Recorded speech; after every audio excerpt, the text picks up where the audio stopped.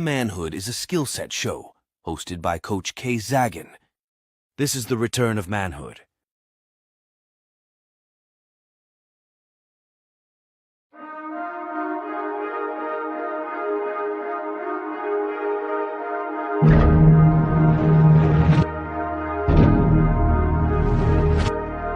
I like to say that a man is the closest thing to God. No matter what's going on, we have to rise consistently every day, and we have to provide consistently every day. We have to serve consistently every day. He has to have a code. He has to have certain things he's going to say and do, and he means it. You know, when I was coming up, if a man said something, that was his word was bond. For some guys, they're invisible to women. In order for them to stop complaining, they just really have to step up their game, meaning they have to step up their strategy. They have to become a more attractive guy. So the reason why so many guys are sexless is because they don't have any game. Weak men need to be purged. And what I mean by that is that there was a time where only the strongest men had valuable things. Anybody that's been out here in the last 10 years, it's easier to get sex than it is to make $100.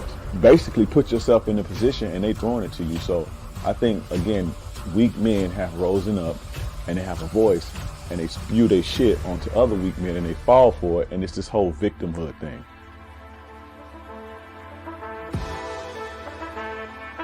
I say, okay, put your arm out. They put their arm out. I say, grab your arm. You can grab your arm. And when I think of a man in my head, he takes responsibility with a purpose. And this responsibility gives him struggle, and through that struggle, he gets strength, and through that strength, he creates structure. Smack your arm. You can smack your arm. Pinch your arm. Okay, you're real. Go fucking knock on Fear's door and grab his arm. Whatever he wants out of life, whatever he desires out of life, whatever steps he wants to take to secure what he requires, I think he should be true to that first and foremost. Say what you mean and mean what you say. See, the emotional male will always use emotions to make excuses for the fact he ain't shit.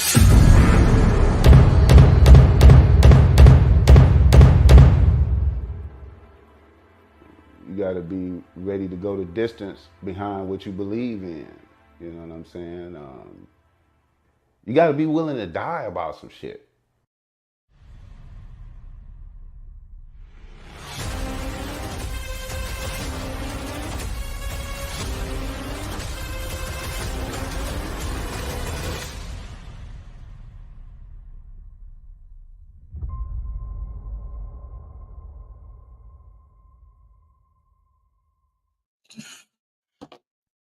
Yo, what's good?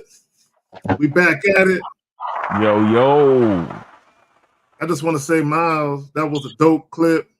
Yes, sir. I put together. Dope clip. It got me looking forward to y'all still doing the Miami thing? Y'all still making plans for that? Yeah, man, we about to announce it, man. Stop. All right. Let me shut up. That's about things talk. Come on, man. So ladies and gentlemen, just keep your ears glued to the ground. Miles and L gonna be talking about some things later on. You know. Yes, sir. So y'all make sure y'all tune in to all the lives. You know what I'm saying, so you can catch it. You know what I'm saying? So Miles, what's going on with you, fam? You got anything you want to plug? Yeah, man, you already know, man. The soap is already here, man. The soap is always here. Make sure y'all get y'all soap, man. I got the Father's Day sale coming up soon. You know what I'm saying? I can't release it too early because niggas be waiting for the discount, man. I don't know what's up with niggas, man. Yeah, see that don't come on, man. Y'all gotta, They just be waiting for the discount, man. Niggas don't want to pay full price for shit, man. Come on, man. They'll pay full price for some ass, though. They'll pay full price for that dinner they taking that chick on. Yeah. Ass, though. So let me shout out some people. Ben Paul, what's good, fam? Wicked Scorpion, Soulmonger, Renee P. What up, baby girl? How you doing? Unique 79, Monogamous Player in the building. Real Mr. Truth TV. Who else we got up in here? Jay Bizzle was good, fam. Duke Lux was good. Unique 79, I think I saw you earlier, bro. But what's up anyway? June Sports, Corey, 2 S's. The Paul 9559 all the way from Singapore. What's good, fam? No Data was good. Who else? I saw somebody else's name pop up in this bitch. Who else we got up in here? Marius K was good for you. I mean, I said was good with you, fam. My bad. Who else we got up in this bitch? High Profile, Scales Fitness. Hey, yo, Marco, what's good? What you found? Buckeye 22, Mr. Go Blue, Navin, R. Johnson, Joe Blast. I think I saw you up in here, baby. I don't know. Yeah, there you go. All right, Brandon F was good. Tori was good. All right, man, let's go, man. If I miss anybody, don't be offended. Now, real quick, y'all, we're about to get into this. Let me plug the joint. If you don't have an agenda, you'll become part of the woman's agenda. Facts. Yeah, let me say that shit again. I need guys to understand this. And I'm going to show a video, and it's going to basically epitomize my point.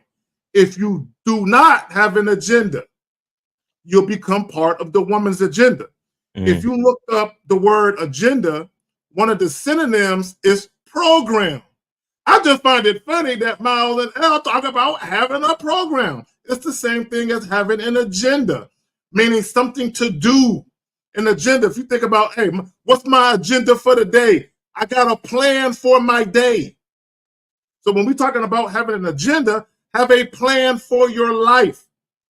Okay, with or without a woman, you should have a plan for your life.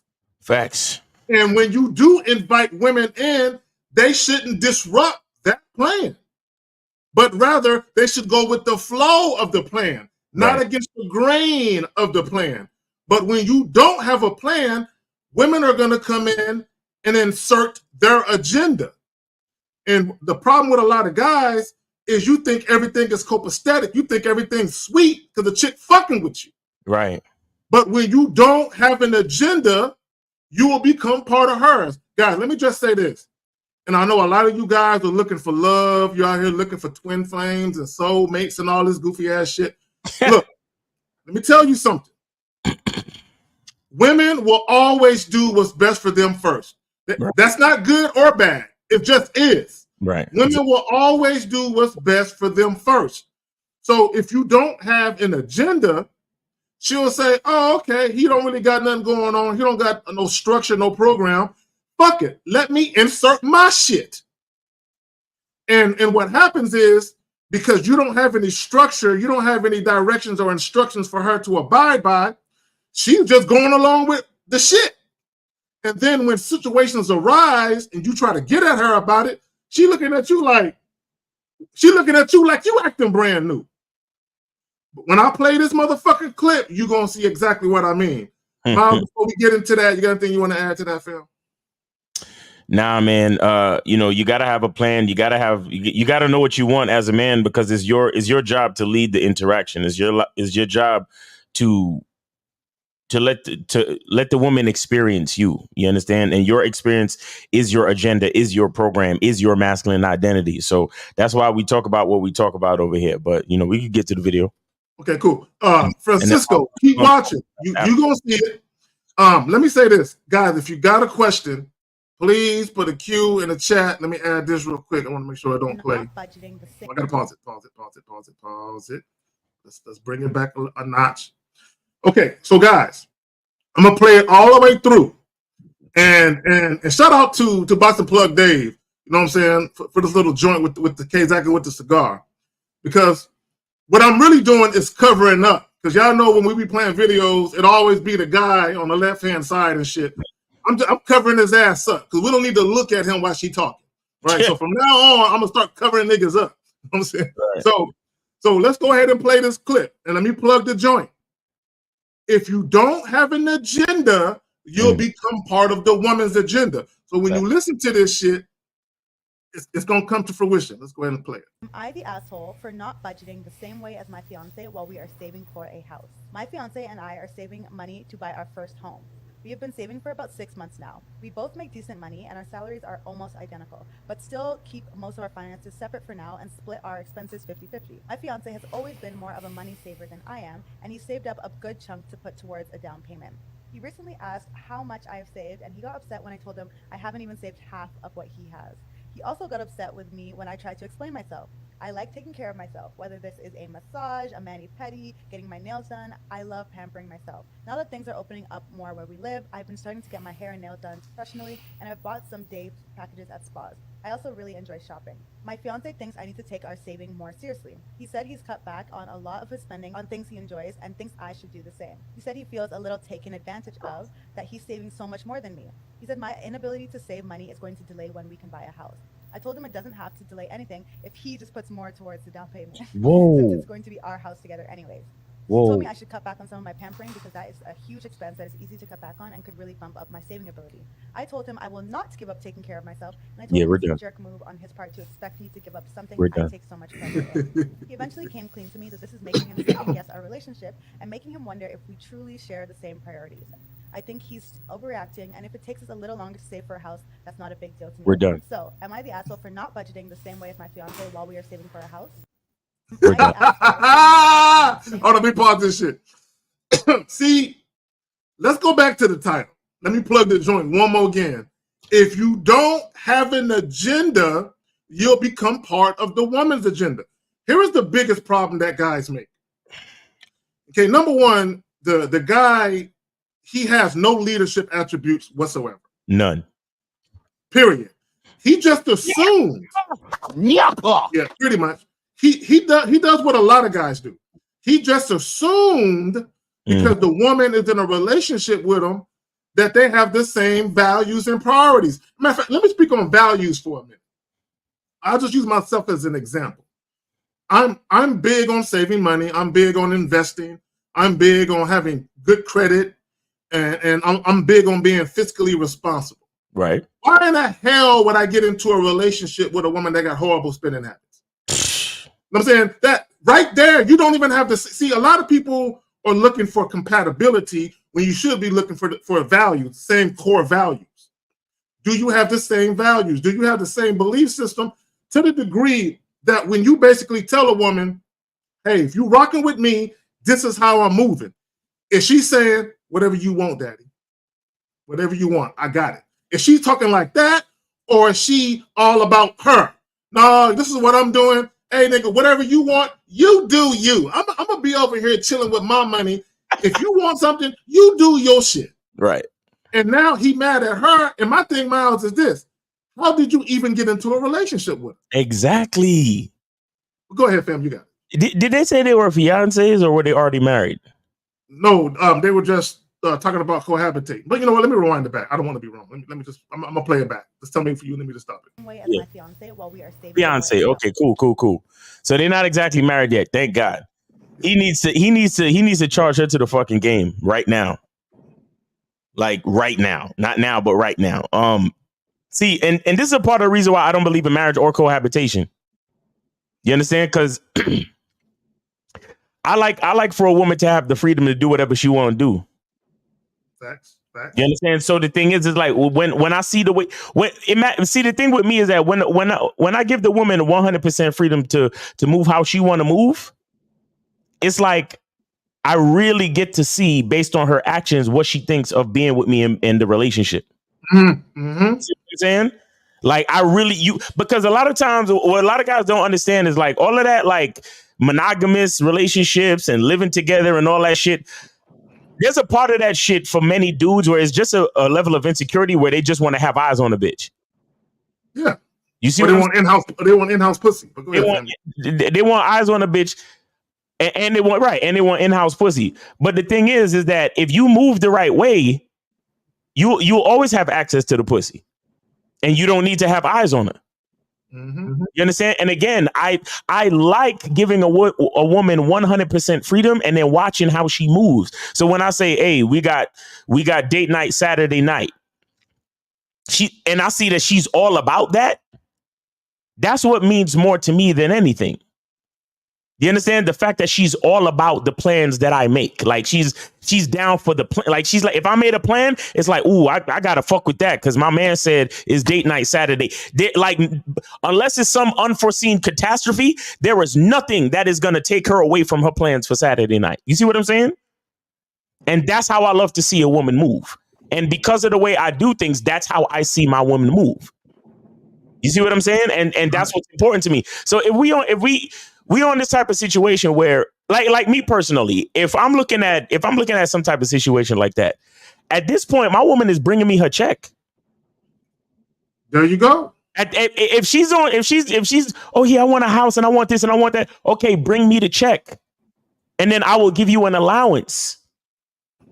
I will show you how much money you can keep in your personal account to do all that shit you want to do, but you giving me the rest.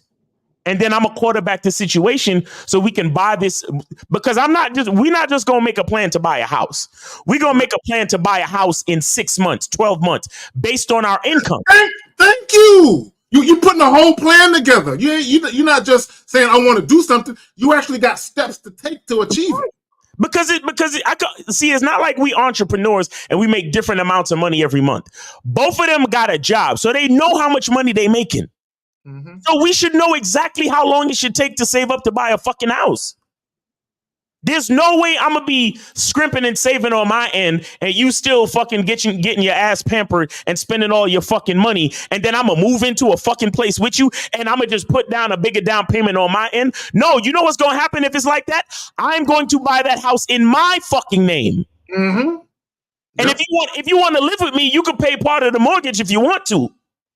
But your fucking name is not going on the deed. Your name is not going on the mortgage. So it's shit like that where it's like, you know what? To cancel all of that fucking drama, I'ma live in this house and you can live in that house. There you go. You know what I'm saying? No fucking cohabitation or nothing, bro. Like, bro, these dudes are fucking crazy letting these chicks run shit like this, bro. It's stupid. And what's so funny, I could be here all day playing. There's multiple videos of other situations like this. Right. There's multiple posts on IG and Facebook of situations just like this, where there was one. Let me just say this real quick. There was one where, but it wasn't a video. It was a guy had came to fucking Facebook and he was complaining and shit. Him and a woman, they were just like the couple that they're talking about. They were engaged to be married, and they were seeing a wedding planner.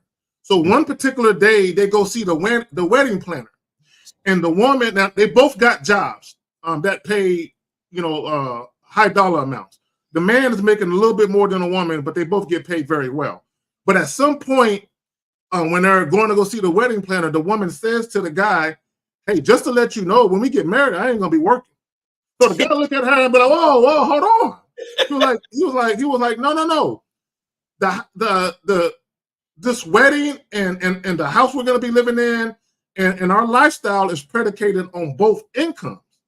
Right. So she told him, "You make good enough money by yourself. If we got to cut back a little bit, that's cool, but I ain't working." And so he was asking, "What should I do?" And I'm like, What the fuck you mean? What should you do?" And here's what happens to guys where you don't have an agenda and you become a part of the woman's. She dictates to you. Yeah. And oftentimes there's something within an interaction where she feel like she can play it like that, where she got it like that, where she can dictate terms and conditions. And a lot of times the women already kind of know that you might have a problem with it later on, but they feel like, but he ain't gonna go nowhere though. You know what I'm saying? He really ain't gonna say too much though. You know what I'm saying? Because they already feel like they got it like that because of the mere fact that you didn't really communicate what it is you wanted to happen. Although the woman kind of already knows what you probably want, but because you have lackadaisical leadership skills, and because the woman don't really respect your authority like that, she feel like I can make decisions for myself that I want, and it may impact him financially, but who cares? Mm-hmm. That's what he's supposed to do. And let me just say this, and I want guys to really understand, a lot of women who settle for you, this is exactly how they play it.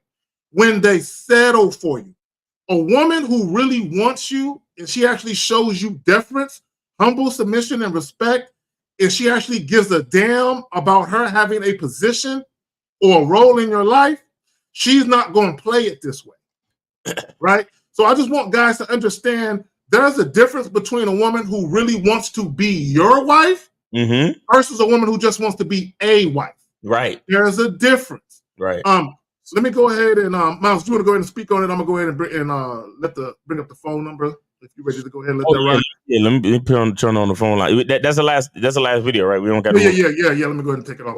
All right, guys. The phone lines 919-647-9392, 919-647-9392. Go ahead and call in. Okay. And let me say this, shout out to Steve the Dean, motherfucking Williams in the building. Yes, get them likes up. Get them likes up. It ain't hard. You know what I'm saying? Okay, and Joe Blast in the building. Yeah. Hey, feel free. Hey, we do take monetary donations, Cash Apps, PayPals, and Super Chats. But in lieu of that, we also take likes. You can donate a like. This shit is fucking free. It won't cost you nothing. For all you guys, you will have money for a date. You know what I'm saying? You can keep your pennies in your pocket if you so choose, but donate a like. The shit is free. Now, if you want to donate some money, don't be shy. It's all good. 919-647-9392. 919-647-9392. Yeah. Kwame Joe, man. I've been slacking and lacking. I do need to get that together, get them shirts, man. You know what I'm saying? But for those of you who don't know what deference means, it means humble submission and respect. In the scenario with the lady in the video, she does not respect her man. Nope. Okay. And I want guys to understand something, and I think that guys. We got anonymous, name, age, city. How can we help you? Yeah, this is Marco from Georgia. Marco from Georgia. What's going on? You on the Manhood? This is a skill set show. Name, age, city. We already did that. All right. So how can we help you? What's your question, bro? Yeah. So the question is, so I approach a good amount of women per week, like at the gym. How many? In public. What's the number? I say at least 3 a day. 3 a day. Okay. I'll try to get you 3 a day. All right. Like if I'm at the gym or like just Walmart somewhere in public. Mm-hmm. So a lot of times I always introduce myself first, stand with my name. A lot of times I end up getting their number. Mm-hmm. They end up giving me a number, but a good amount of times, like when I text them or whatever, they either won't reply back to what I say, or they won't. All right, what's the question? What's the question? So I was just wondering. So when I approach a woman, do I gotta be more? Basically, do I have to stand out more so to get her to reply back, or or they just don't find me attractive? Okay, caller. I can call her. Hold on, real quick. Let me just shout out to Super Chat. Rodney Jones with the $4.99, showing respect to the game, always locked in. A couple of different things. Okay, and I tell this to my clients all the time because some of them have the same questions you have. So yeah, Unique 79. Yeah. I think you're the same dude. But anyway, first and foremost, bro, never concern yourself with why a woman isn't responding or calling you back. Either she want to fuck with you or she don't. Okay, right. If she don't, move on to the next chick. Now, let me say this to all you guys that have the same type of questions he has, and this is for you too, caller. When you approach a woman, you're supposed to leave no stone unturned, meaning this.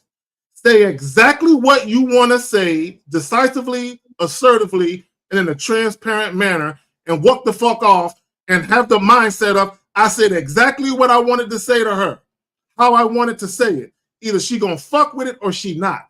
And that's it. You should never walk off thinking and wondering and pondering what the fuck she gonna do, whether or not she gonna call you or respond to your call. Like that shouldn't even be in your motherfucking consciousness. You got it, Miles. Caller. Yeah.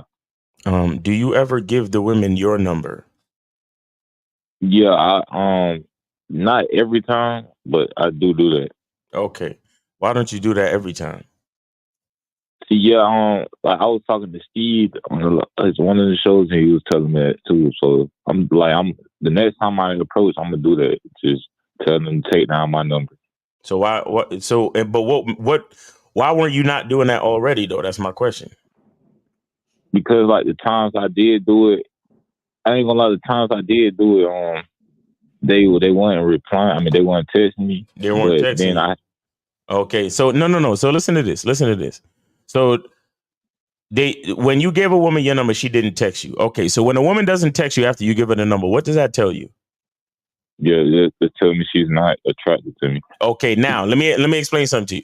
You think if a woman is not attracted to you, but you text her, do you think she's gonna reply back? No. So what difference does the fuck it make? Why don't you just give them your number and leave the ball in their court so you don't have to think about it? Because if they do reach out, that means they fucking with you. You get that? Yeah. Well, you think you're gonna force a bitch's hand that you the one reaching out, so that's gonna make her like you even more? There's no way, bro. It's either they like you or they don't. So give them your number and let them make the choice. You understand that? What, are you afraid to hear a no? Or you afraid of giving a girl your number and you never hearing from her? Is that what you're afraid of? Nah, not. Okay, really. so follow the no. I don't care what reason you going or excuses you're gonna give me, brother. The bottom line is you're doing the wrong thing. Because you're not following the rules of the fucking game. I don't understand y'all niggas, bro. Y'all niggas will listen to PUAs. Y'all niggas will listen to all these pill niggas. But when we tell y'all exactly what the fuck to do, you do something else. And then you wonder why nothing works for you. Y'all niggas is fucking knuckleheads, bro. That's why the game don't work for you. Because you don't trust the game. Give the women your number. And you need to up your numbers, bro. You need to up your numbers. 3 a day is not enough. Let me ask you, how many chicks you fucking with now? Currently, none. None. Currently. Okay. All right. You need to hit 25 a fucking day, bro. You need to go out. You need to go out after work and hit 20 fucking 5. That's what you need to do. You need to get your reps and your numbers up. I don't care what the women look like. I don't care about shit. As long as you talk to them and get some fucking practice. That's what you need to do. Do you understand? Okay. You need to be posting, giving bitches your numbers like you was a street team for the next album release. That's what you need to do. Because what y'all niggas don't understand is that the reason, you see, everybody want to talk about clout and fame and status. Let me tell you something. The reason why famous niggas seem like they get so many bitches is because fame does what we tried to tell you to do. Fame allows the guy, whether it's Drake, Jay-Z, fucking Future, ASAP, Rocky, whatever. Fame allows those guys to have 25 women to know their name, 25 women to know their Instagram, 25 women to see their image and their lifestyle, like 25 women per minute. Do you understand that? Yeah. But you're not famous, okay? You are not famous. That's why it's a numbers game. See, the thing is that these famous niggas, right? They got a lot of bitches that love them, but they got a lot of bitches that think they ugly too. The bitches that think they ugly just don't come around. So you see all the bitches who seen them and listen to their music, and you see them chilling with them in the club, and you see them, at their concerts screaming for them and shit. Those are just the bitches that like them. Do you understand? Yeah. And on top of that, the bitches that you see screaming at their concert, it still don't mean that those women are actually compatible. Those women are just in love with the image that they see from their fame. Okay? Yeah. But again, understand, you are not famous. I'm not famous. K-Zaggin is not famous. We on his YouTube shit, but we're not famous. Okay? So when you say you want a roster, when you say you want to have access to a bunch of bitches, you got to put in the work and meet these fucking women. That's what you need to do. And you got to stop. Okay. You got to stop looking at it from a feelings perspective. Like, oh man, I don't want to be hollering at all these chicks and then a bunch of them to say no or they don't call me back. Bro, you need to holler at 25 a day because the fucking percentages are low, bro. The percentages are low. So you got to get your numbers all the way up. You said three a day in a week. That's still 21. That's not 25 yet. You still missing 4 after a whole fucking week. And that's if you did it. That's if you did actually 3 a day, because you probably said 3 a day, but it's probably more like 2 or 1 or 0 on some days. Am I lying? Yeah, some days you probably. Some days it's 0, right? Some days it's 0. Tell the truth. Yeah. Like exactly. So you see how you're not covering no ground. You see how it's gonna take you forever. Yeah. All right. Real quick, hold on. Brandon Baldwin. This also includes dating apps. Caller, are you on any dating apps at all? There you go.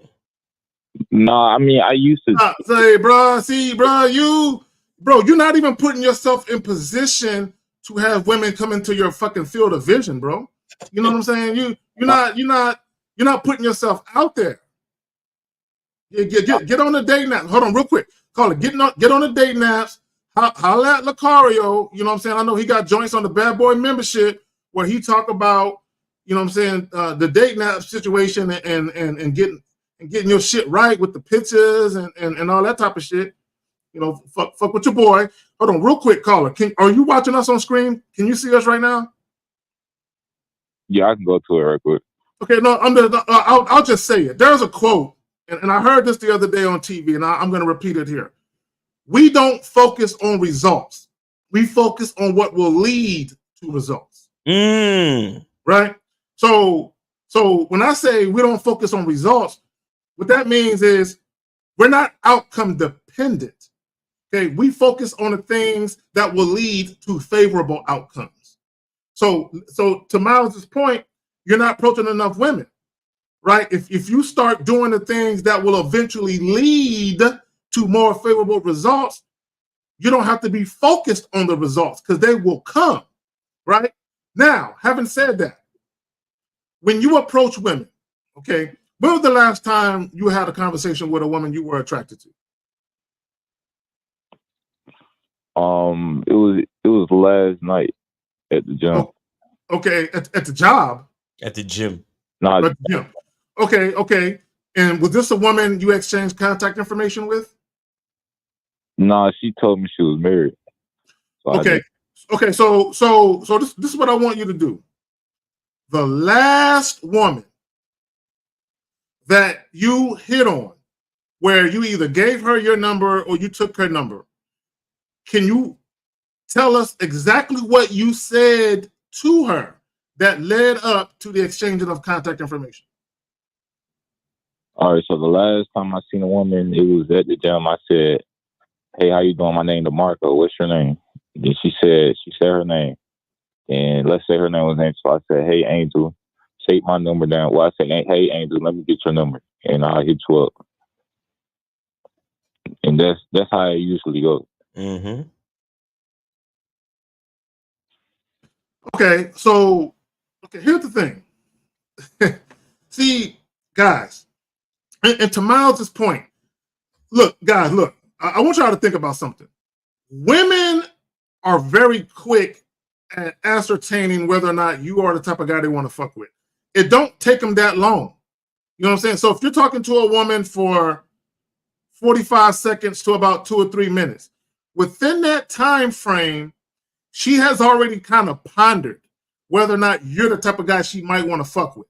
Now, that doesn't mean that sex is going to happen, but she's kind of like within that time frame, a woman already knows if she ain't gonna fuck you. Like she already know that. Like I'll never fuck this dude, right? And for the other guys, it's kind of like I'm not sure if I'll fuck him or if I'm gonna do that with him. But he's the type of guy I'm attracted to, and I might ponder that with him, right? And then depending on what type of conversation you have later on and what happens on the date, that may push her towards, oh, I'm fucking him, or oh hell no, you know what? I can't do it now, right? So I said all that to say this. When you are dealing with a woman and you are approaching her and you're having a conversation with her, it's very important that you get your shit off. When I say get your shit off, meaning say everything that you need to say that's conducive to your bottom line. Whatever that bottom line is, if you're trying to smash, if you're trying to offer a date, okay, you need to get to that point within that initial interaction. So these women, do you want to offer them a date? Is that what you want to do, or yes or no? No, I just really want to smash. Just. Then why not say that when you very first had that conversation? Why not just get that shit out the way? Yeah, see, I be thinking like because I say link up or I say link up, then they would get the memo. But no, they don't get bro. No. Have you ever heard of the phrase plausible deniability? No, I never heard of that. So let me tell you what plausible deniability is. So let's say if you had a woman if you say, hey, come to my house so we can kick it and we can chill, right? A lot of guys think if a woman comes to their house, well, she must want to fuck because she at my house, right? So if a woman shows up at your house and you try to make a move on her and she basically tells you, no, I didn't come here for that. You could be like, come on, girl, you know what it is. You a grown up. Plausible deniability. Motherfucker, we didn't say nothing about fucking. You didn't say nothing about fucking. I didn't agree to come here and fuck. Right. So even though she knows that's probably what you want, she can always say, we never discussed that. Right. Who do you think you are assuming that just because I came to your house, I'm supposed to fuck you? Plausible deniability. Because you didn't make it clear. Even if you say link up and all that, women, they know what you mean, but they can always say, I never consented to fucking you. You never said, hey, if you're coming to my house, you sucking his dick. You know that, right? You never had that discussion. You guys need to be grown men and start articulating yourself and letting women know exactly what you really want and give her the opportunity to consent to exactly what you really want without no plausible deniability. Now, a woman can still change her mind. She can agree to fuck, yeah, we fucking. And then she come through and she changed her mind. I've had that happen. All you got to do, put your hand in the small of her back, lead her to the door, open the door, and tell her, you got to go. Have yourself a good, blessed evening and good luck to you. Slightly move her across the threshold, close the door, lock it behind you, and go sit down and watch TV. Yes, Yeah, I got it. What's going on, Mr. Justin? How you doing, bro? What's happening, fellas? Yeah, pardon the late show up. As got my clients doing this morning. So, but glad to be here. Hope you guys are having a good Saturday. All right. Yes, sir. Yes, sir. Caller, you good, man?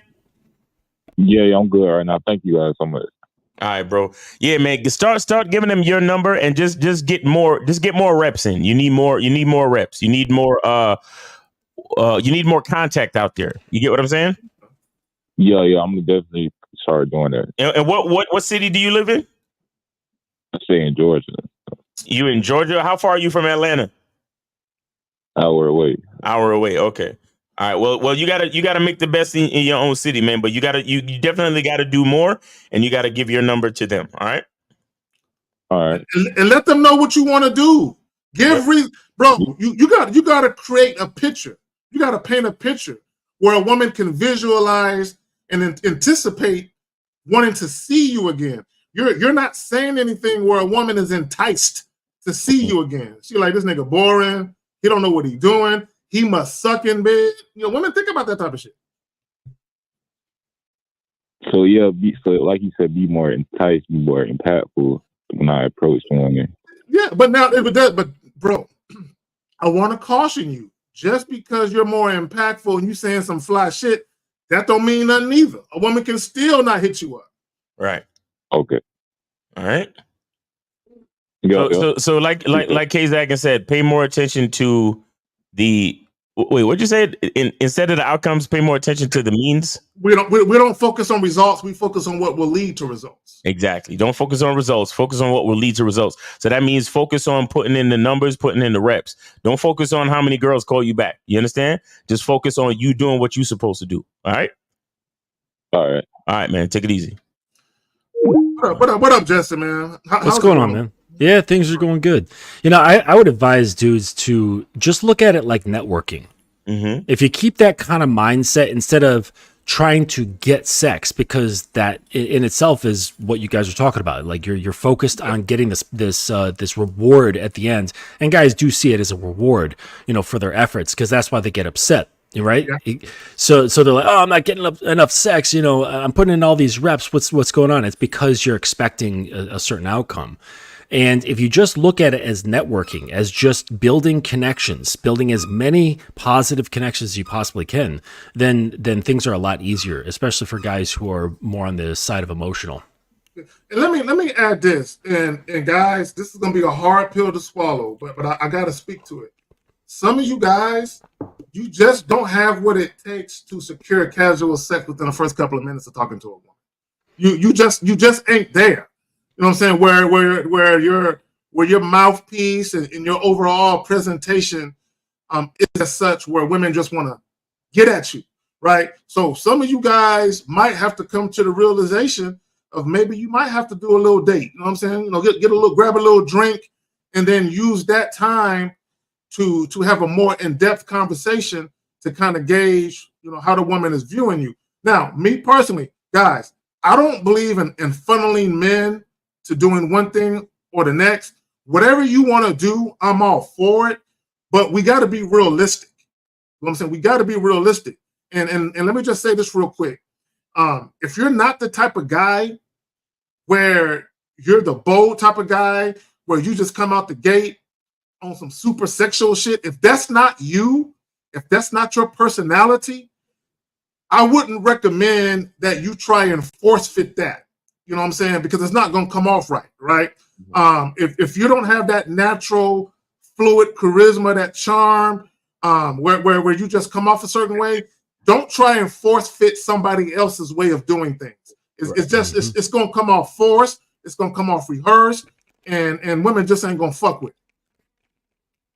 We good on calls on ours right now? Yeah, we're good on calls. But guys, call in 919-647-9392, 919-647-9392. Go ahead and call in, guys. Okay, so we got a question. So Mike says, so when you first introduce yourself, what if you want to set up to fuck, but you ain't got a house? Come on, bro. Like, come on, bro. Y'all killing me with this shit, bro. See, this is, let me plug the joint again. If you don't have an agenda, you'll become part of the woman's agenda. If you don't, look, let me tell y'all something. There were times when I was younger, I didn't have a crib. But when I had a conversation with a woman, I was asking her living situation. And if I found out she had a crib, shit, we got a spot to fuck. Okay. If I got a car, we got a spot to fuck. If I got a little bit of money on me, we got a hotel. If I don't got no money on me, but she want to fuck, she got money for a hotel. A nigga always got a plan. That's when you gamed up, you always got a plan. This is why we tell you guys, before you approach women, already know what you want to do and already know exactly how you're going to do it if the situation arises and is advantageous of you. Always already know what you want to do. And in the event I didn't have no money and all that, I had partners that had cribs. So I had already told them, hey, bro, if I ever run into a little situation, mind if I borrow the spot for a little while? Right. And my dude had a one-bedroom crib. He'd be like, anywhere but my bed. Bro, give me a blanket, I'll hit the floor. You know what I'm saying? The sofa or whatever. It's all good. So there's times I had sex at my partner's crib.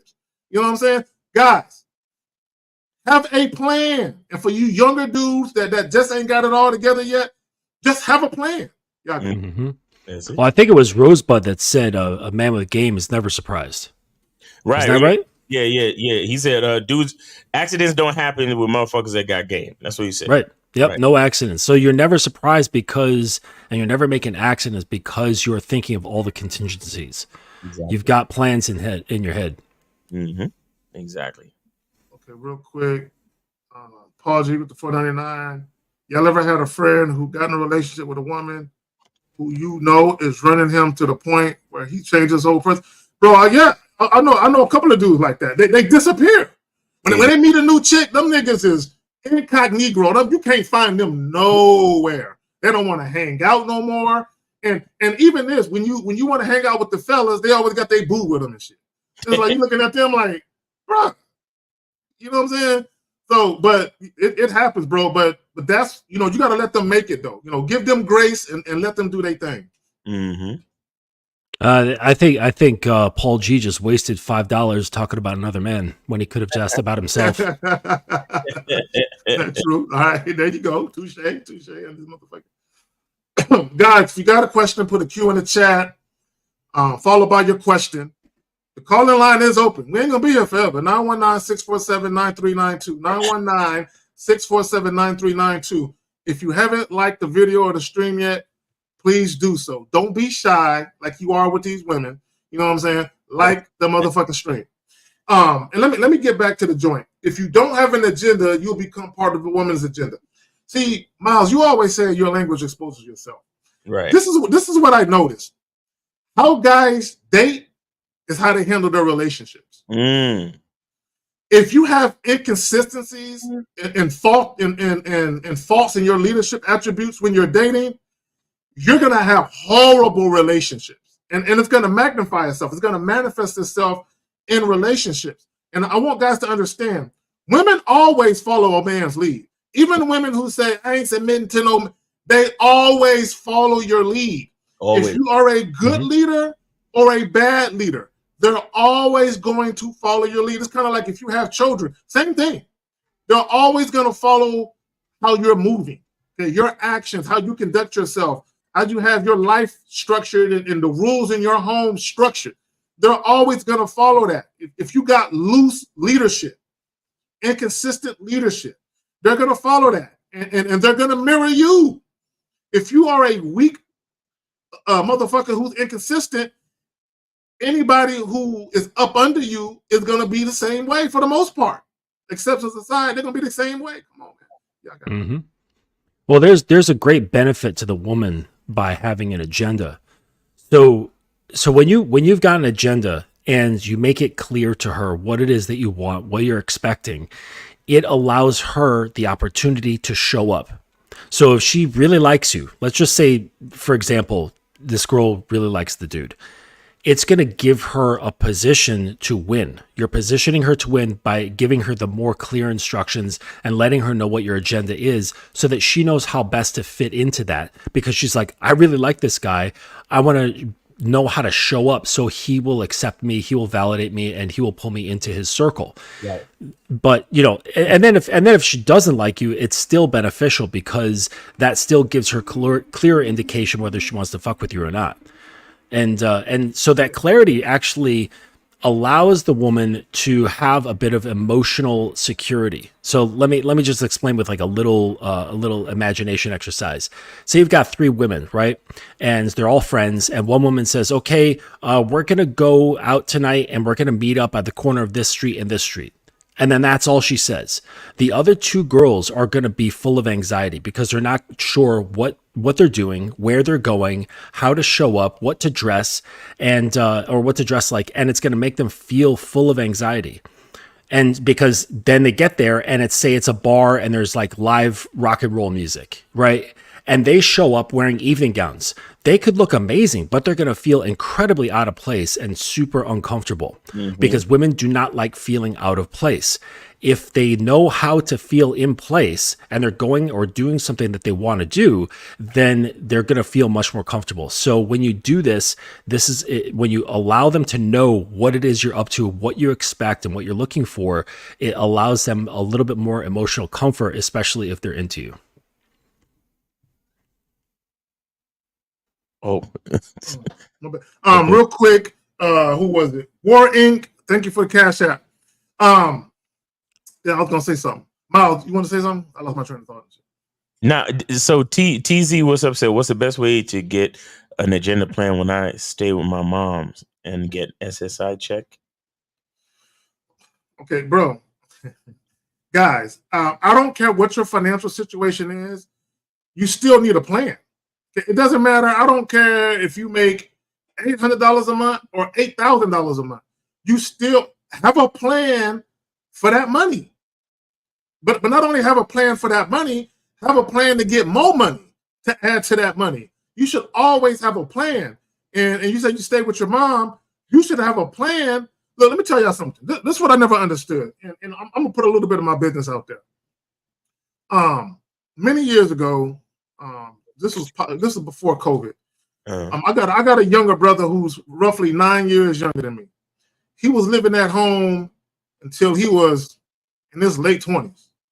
And I remember his bank account used to be in a negative.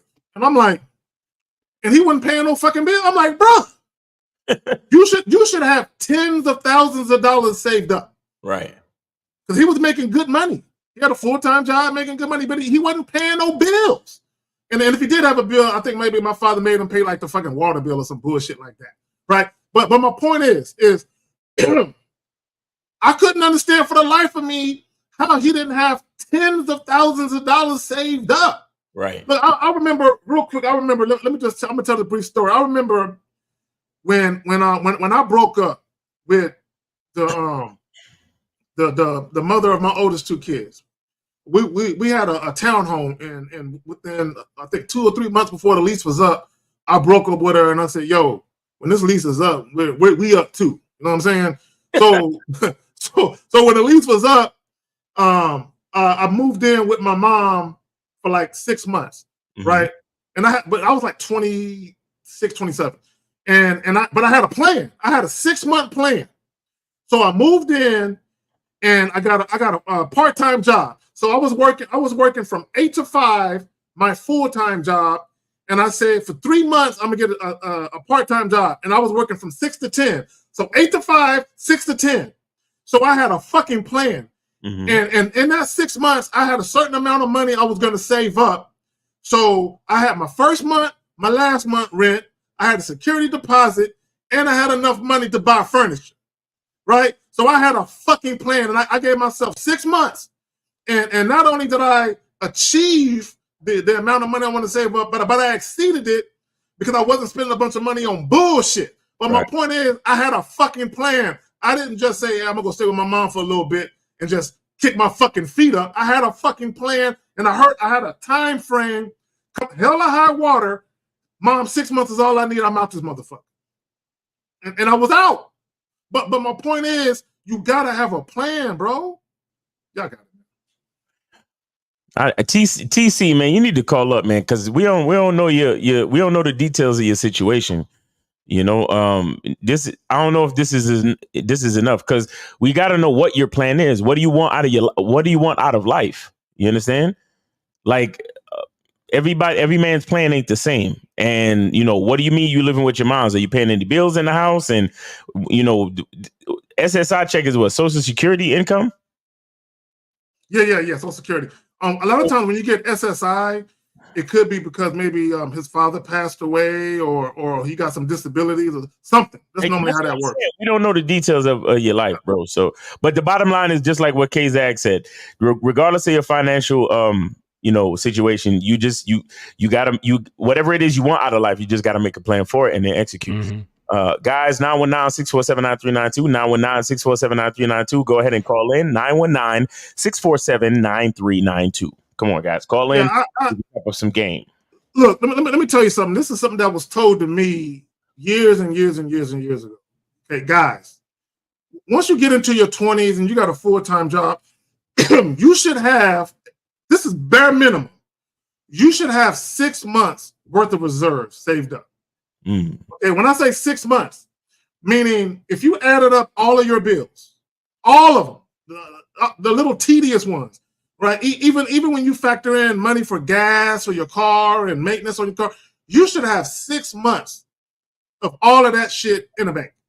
6 months, just in case you lose your job, and while you're looking for another job, you at least can stay afloat and maintain the bare minimum of what you already got. Yeah, you might have to cut back, and maybe you can't go to the club and all that. Maybe you got to cut back on your fucking weed and shit and cut back on your alcohol intake. You know what I'm saying? Because to me, all of that shit is luxuries. When you talk about, you know what I'm saying, alcohol and going out to the club and whatever it is you do for fun, all that shit is a luxury any fucking way. So when I say 6 months, I mean necessities. You know what I'm saying? Shit you got to do. Yeah. If you ain't got 6 months, at least 6 months saved up, I don't know what you niggas is doing. So shit with your life, like for real. If you in your 20s and you ain't got no kids, you should have, you know, at least 5 or 10 stacks somewhere. You know what I'm saying? Even if you ain't got it in a bank, you should have a 401k you can tap if you need to. You know what I'm saying? Something. Yeah, if you're in your 20s, you should be spending most of your time solidifying your foundation, so that, because that gives you mobility. That's what it does. It gives you freedom and it gives you mobility. If you're stuck in a mode of survival, then you basically are stuck where you are. Like you don't have mobility because you can only move however much. So imagine like you've got a car and the wheels will only turn by putting gas in it, right? But you can only put enough gas in it to make the wheel turn once. So that's where like most people are stuck at. Well, many guys are stuck at, not most. So you have to just sit still and try to stack and stack and stack and stay focused on doing that, because that's what allows you the mental freedom. Like, because if you're like, I know what that's like. I know what it's like to be stuck in that survival mentality, and it's extremely stressful. It's not a good place to be in. So the only way to do that is to stop doing dumb shit, stop spending your money on dumb shit, and try to collect as much of it as you can.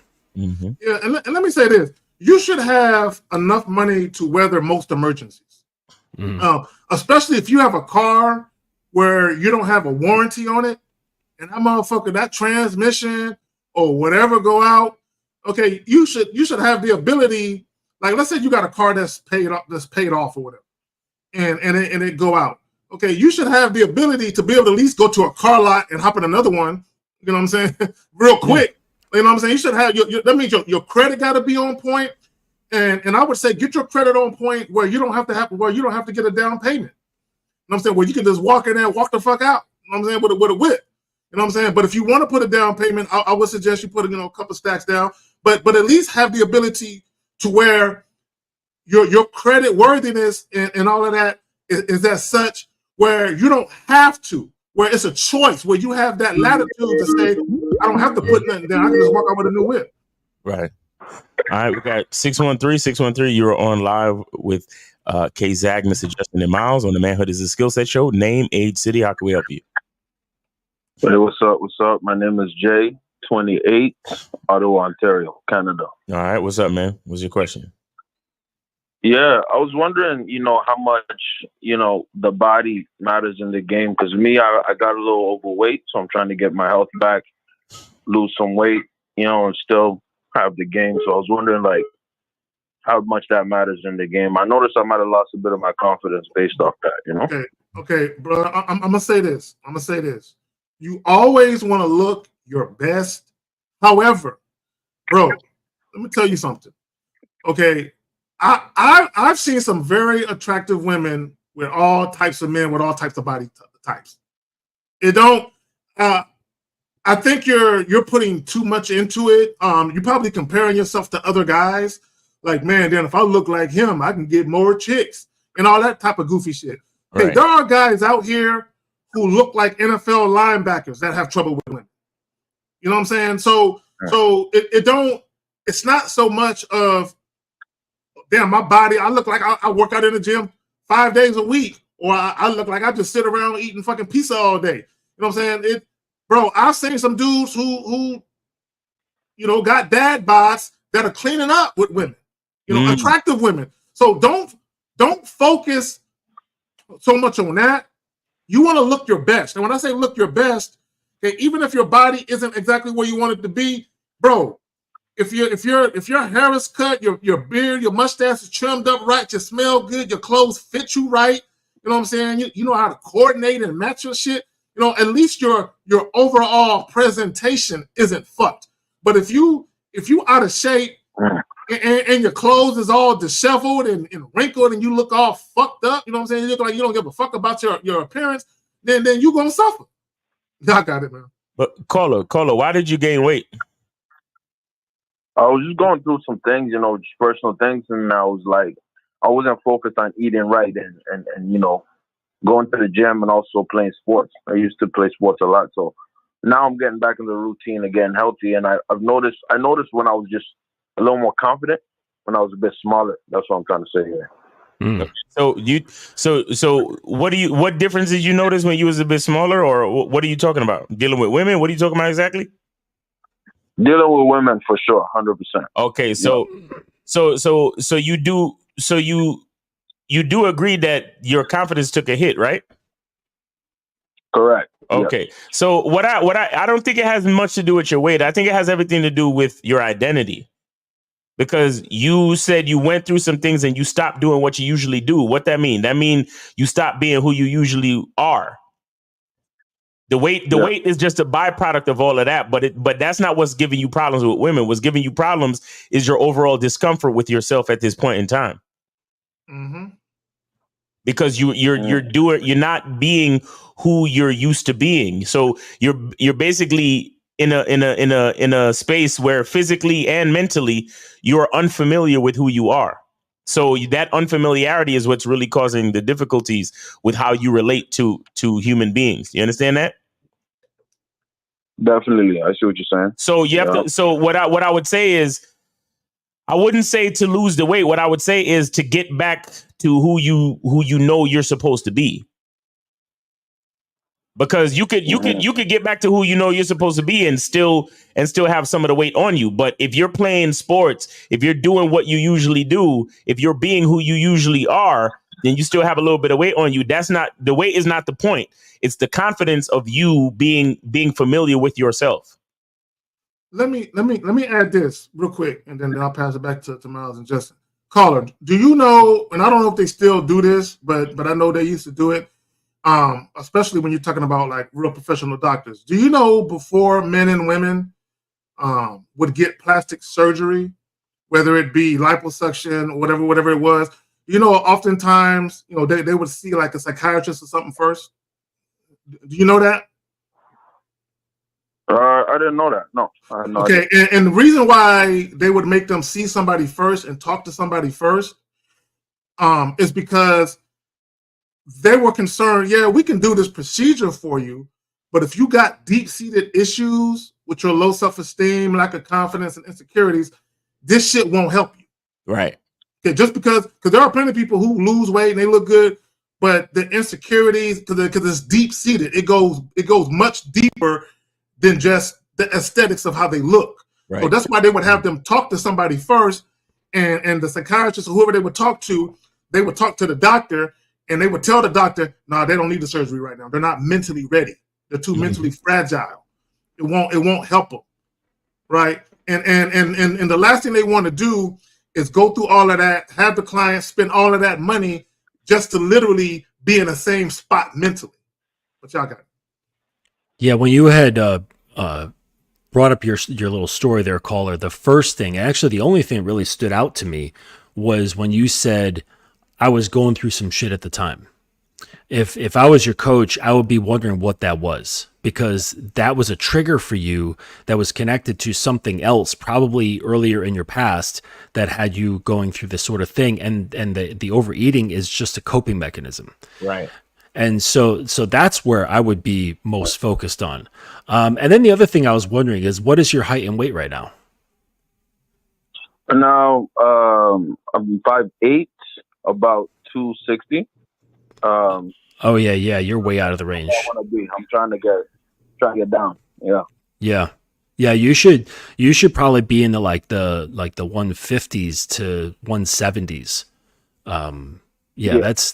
That's out there.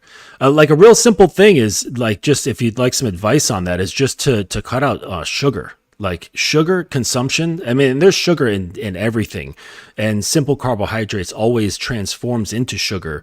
But if you just stop consuming sugar, that will have a huge effect. It's something that my brother did. He was overweight after an injury, and all he did was, like, he couldn't exercise, so he had to do it through his diet. And what he did is he stopped consuming all sugar, and he started doing portion control. He didn't stop eating certain foods except for sugary foods, and all he did was just change his portions. And over time, just his weight went down because he couldn't exercise. Let me ask the caller this. Caller, do you drink alcohol? Do you drink alcohol? Yeah. Okay, let me tell you something. Oh, that's bad. I haven't had alcohol since about November, I think. It's been a minute, right? And I lost. And my intent wasn't to lose weight, right? But I lost a lot of fucking weight. You know what I'm saying? Just by not drinking. Right. You know what I'm saying? Yeah. So my thing is, if you're drinking and you're eating unhealthy and you're just sitting around and you're not really active, bro, you gonna gain weight, bro. Facts, though. Yeah. Yeah. The alcohol contains what's known as empty calories. So they're calories. So calorie is a measurement of energy. That's what that is. And so basically alcohol has calories that cannot be converted into energy. So your body just packs them into storage. And it also makes it harder for your body to build muscle. Mm-hmm. because of what the alcohol does to the other processes in your body, like starting with your liver and your hormones and other shit like that. Yep, because the more fat you have, the more estrogen you have in your body that converts the testosterone into estrogen. Because your body's always converting a little bit of your testosterone into estrogen. It's just how our bodies work. So, but the more body fat you have, the more of the estrogen is in your body, and then that means more testosterone is getting converted. It's a really vicious circle, and then it causes you to gain more weight and to produce more estrogen, and then convert more into estrogen. So it's really bad. So yeah, if you could get the alcohol out of there as well, to Miles' point, that would be very helpful. Caller, I'm gonna ask you a question, bro. Would you consider yourself to be an alcoholic? I wouldn't consider myself, because I did have a drinking problem in the past. I can take breaks, I can stop, I can do all these things. I just socially drink now. But like I was saying, I probably should cut down even more than that. Well, let me. Do you drink at home by yourself? No. Okay, so when you socially drink, what kind of alcohol do you drink? Do you drink straight liquor, beer? What do you drink? I usually have like a rum and coke. Maybe I have that rum and coke, that sugar. That's that shit. That's that shit. That's that shit that Justin is talking about. That sugar. You know what I'm saying? The sugar we got when you mix that shit with alcohol, because alcohol naturally got sugar in it anyway. But then when you add, soda to it, I feel you. Y'all gave me a lot to think about. Yeah, but look, stop blaming things on your situation, and do what you know you're supposed to do. You're a grown ass man, all right? There you go. Right. You're a grown ass man, and again, don't blame your dealings with women on your weight. It has everything to do with your unfamiliarity with the man that you've become, because you've let things go. All right. Got you. All right. So yeah, get a hold on your identity. Do what you know you're supposed to do. Get back to the healthy habits that you had before. Play sports, working out, not drinking so damn much, and doing what you know you're supposed to do. Okay. Mm-hmm. If you was fucking, you'd be getting that exercise. Because I'm fucking with you. Because there's no as men, there's no victim. We can't be victims. No, not at all. A man can't even. We don't have the luxury of being victims. Okay, so ain't nobody coming to save you. And anything you need to do, you got to go ahead and do it. All right. For sure. All right, bro. Good luck. Good luck to you. Yeah, I just want to let you guys know. There's, just for those soda drinkers out there, in a 12-ounce can of Coke, there's 39 grams of sugar, and in 1 teaspoon, there's so that's 12. I'm sorry, that's 3.25. So 3 1/4 teaspoons of sugar. Like if you just kind of spoon it out of the bag, yeah, and just ate it. That's 3 1/4 of those in your mouth just with 1 can of soda. So I don't drink soda. I've never really been a soda drinker. Man, real quick, if you get the call, I just want to shout out to Super Chats when you get the call, Miles. Yeah. Caller 330. Hold on 1 second. Go ahead, Zach. All right, so Eat a Realist with the $9.99. Appreciate you. And saw another one right here. Let me grab it. The Stevie Clark Project with the $4.99. Salute to the panel. All right, Miles. All right, so we got 330. You're on live on the Manhood is a Skill Set show. We got Mr. Justin, K-Zag, and Miles. Name, age, city. How can we help you? Hey, what's going on, fellas? This is Jay Sean, 31, Akron, Ohio. What's happening? Jay Sean, what's going on, man? And I got your Cash App too. I appreciate you, brother. Jay Sean, what's going on, man? No problem. And for those that don't know, Jay Sean is a videographer extraordinaire. He was the one that did the video work for Game Kings. The CME, Donovan Sharp's CME in Miami. So yeah, shout out to Jay Sean, man. Jay Sean is a big time dope videographer. So make sure salute to you, fam. Appreciate it. So I just want to mention a couple things today. I just got onto you guys' video. I heard the last caller talking about alcohol. So I wanted to mention there's a healthy alcohol alternative called Kava. That's KAV as in Victor A. Mm-hmm. And it's a herbal root that comes from the South Pacific Islands and works on the GABA receptors, which are the same receptors that anti-anxiety medication works on. Mm-hmm. So it relaxes you, it chills you out, also makes you social. So it's like a healthy alternative to alcohol. Okay. So I implore, anyone who's in the calories are extremely low, barely any calories in there. So I implore anyone who's looking for an alternative to alcohol, who just want to get that social feeling, you know what I'm saying? Maybe look into kava.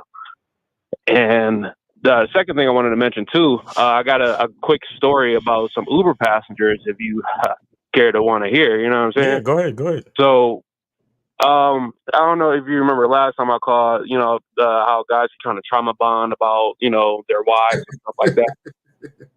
Well, last weekend, I was driving where I just picked up these girls. I took them to the club. It was like a 30-minute drive. It was cool. It was like 5 or 6 of them. I'm taking music requests and shit like that. We all vibing. I dropped them off and then, went to go see the Northern Lights. And I turned the Uber app back on and I picked up those same girls, ironically. And this time they had a dude with them. Mm-hmm. I guess this is one of the girls' boyfriends. Mm-hmm. So again, they making a music request and shit like that. We all vibing. And then next thing you know, the girl was like, "Hey, I need you to fix my shoe." She talking to her dude. Mm-hmm. And I guess he didn't hear her. She said, "I said, fix my fucking shoe." He looked down. She put her leg on his lap, and he fixed her shoe. And then next thing you know, he put this nigga on pussy punishment for a month. No, for a fucking month. In front of everyone, just like that. In front of everyone, in front of me, a stranger, and 5 of her girls. That's great. So Good for her. Yo, I don't see me. I don't like being around disrespect. That shit like cringe me so bad. You know what I mean? I wanted to end the fucking trip. So this is what I did instead.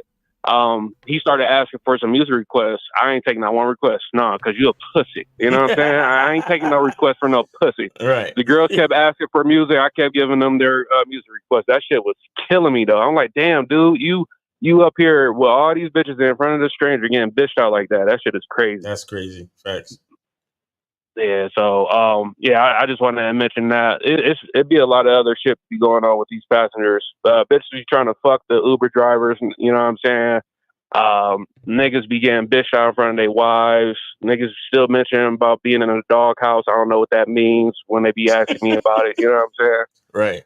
Like, y'all niggas gotta get that shit together. But I be putting people onto your videos, Miles, because this shit helped me out a lot. So appreciate anytime it, of course. Anytime a passenger be like, it just be one guy. I guess they feel the comfort, like, hey, can I ask you something? And then they be asking me about relationship advice and shit like that.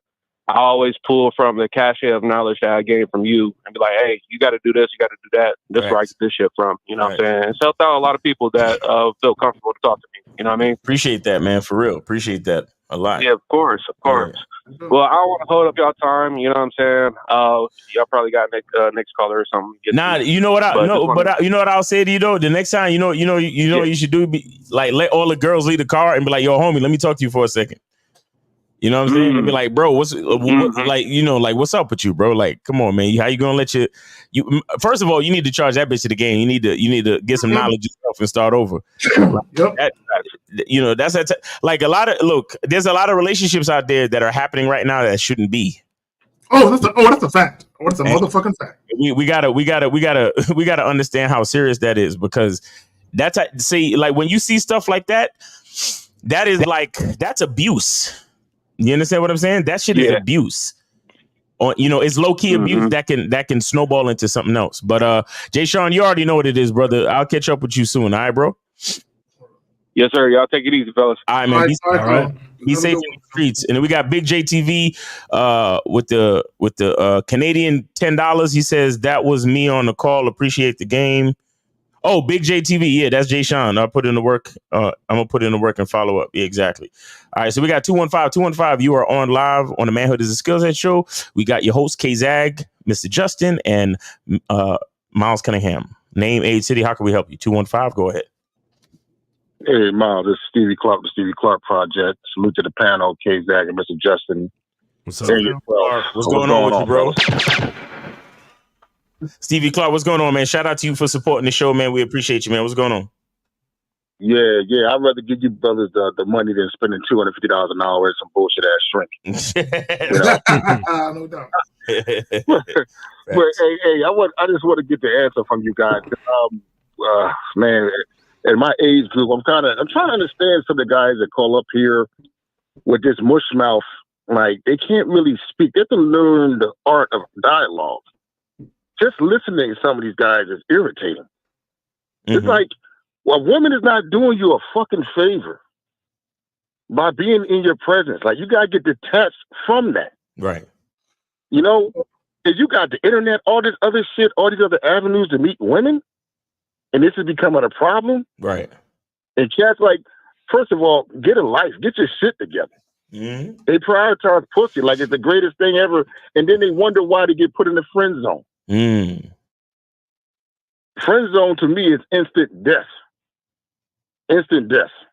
When I was single, I never got caught up in that shit, man. Right. I tell you, I ain't no fucking friend zone type of dude. And it's the way you carry yourself. Exactly. Well, caller, this is a lot of guys. This is why shout out to Steve. He says, "Why do you hate yourself?" A lot of guys actually do hate themselves. They just don't look at it that deep. But a lot of guys, even with the last caller, with the guy that was in the Uber, he hate himself, bro. There is no way you can love yourself, value yourself, and respect yourself if you're gonna let a woman talk to you like that, whether it's in public or in private, right? It don't even matter which one. But the fact that she does it in public is even worse because that really shows her lack of respect for him. But here's the thing. Let me just say this about that. So I want to piggyback off what Miles said. Women doing that with the sex shit, putting niggas on pussy punishment. I never even heard of that. Like that don't even make no sense that a dude would even allow that to happen. But that's it's abuse in a sense that is being used as a weapon, as a tool, right? But I guarantee you, I want to make a point with that, and I'll pass it back to you. Guys, if you have a woman who is restricting access to her sexually, and she's doing it because she's unhappy or mad, I promise you, if we sat you down and asked you about whether or not she made you wait, the answer is probably going to be yes, she made you wait. So the point I'm trying to make is what you allow in the very beginning manifests itself throughout the stages of the relationship and what you allow. This is why it's important, and I'm going to go back to the title. If you don't have an agenda, you'll become part of the woman's agenda. But y'all got Yep. I got a question on that because a certain level of disrespect that women can show you that disrespect in public, that's a no-go. Oh, hell yeah. That right there, that's a no-go. It's a fireable offense. We can't come back from that. You can't come back. You can't come back from that. Facts. And I got a question for Mr. Justin. Miles, yeah, what's up? Quick. Mr. Justin, do you still think, I don't know if it's passé or not, you still think that a woman performing oral sex is the highest level of submission? No. Sexually anyway? No.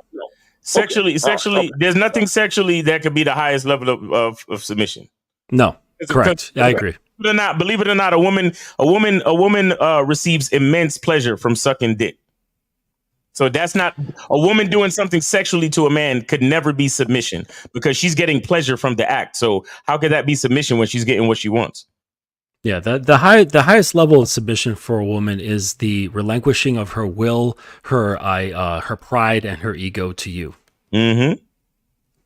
Okay. Yeah, it has nothing to do with her body. So every time I think so caller, real quick. Caller, real quick. Yeah. Caller, real quick. This is why my favorite word is deference. Humble submission and respect. Because without that, there's nothing. Y'all got it. Okay. All right. So hey, 215. So you good, bro? Yeah, I'm good. Thanks a lot, guys. All right, man. Thanks for calling in, man. Good call. All right. So we got 904. You're on live with the Manhood is a Skill Set show. We got K-Zag, Mr. Justin, and Miles. Name 8 City. How can we help you? Yo, this DJ 21 from Florida. DJ 21. What's good, Miles? Steve, Miles, K-Zag, and Justin. Y'all doing good? What's going on, man? Doing good, man. Appreciate it, man. What's up? What's your question? Yeah, I just want to definitely salute, to all the guys spinning the game and, y'all being consistent and doing what y'all doing. I ain't really had a game question this time. I got more of like a health question. So, like, did any of you guys, either yourself or know someone that has been through like any type of neuropathic pain or like pinching nerve type of pain in the body in any way, or like a disc problem or anything like that? Yes, I got a partner of mine who recently had back surgery, and it's very uncomfortable for him. You know what I'm saying? He can't even sit on long plane flights and shit like that. So yeah, I just literally got a partner just had back surgery. Yeah, but what's Okay. What's the point of the question? Yeah. Well, I was asking because that's something I'm going through, like dealing with nerves and mixed signals with the way the pain is coming from my body in different ways. So I was just curious on how one can improve health wise to to the function of you got to see a professional. You got to call brother. You got to see a professional. Yeah, you got to see a professional. Yeah, we're not. I mean, as gifted and knowledgeable as we are, that's probably something that. Yeah, we actually legally can't give medical advice. Yeah, so but my girl, she had a pinched nerve in her back, actually in her neck, and it was going down her arm, and she started seeing a PT, right? So a physical therapist, and she tried out a couple of different ones till she found one that knows what they're doing. So they don't all know what they're doing. So that's probably what you should do. But this really isn't the show for that. Yeah, we can't really tell you. Yeah, you might want to get that because can't that shit lead to blood clots and shit like that? What nerves? What are you going through, Cola? What's your ailment? It's I would say it's like neuropathic pain almost. It's all right. Have you been diagnosed? Like Have you been diagnosed? Have you been diagnosed, sir? Have you seen a professional yet? Not yet. But so how do you know? How do you know? No, see. Listen. How do you know what's going on? Because neuro means mind. Well, okay. No, neuro means nerve. So okay.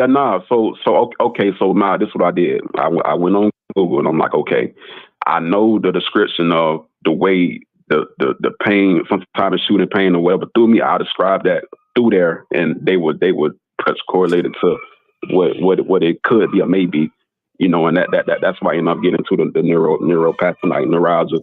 So okay, stop. How old are you again? 21. You're 21, and you're feeling this pain where?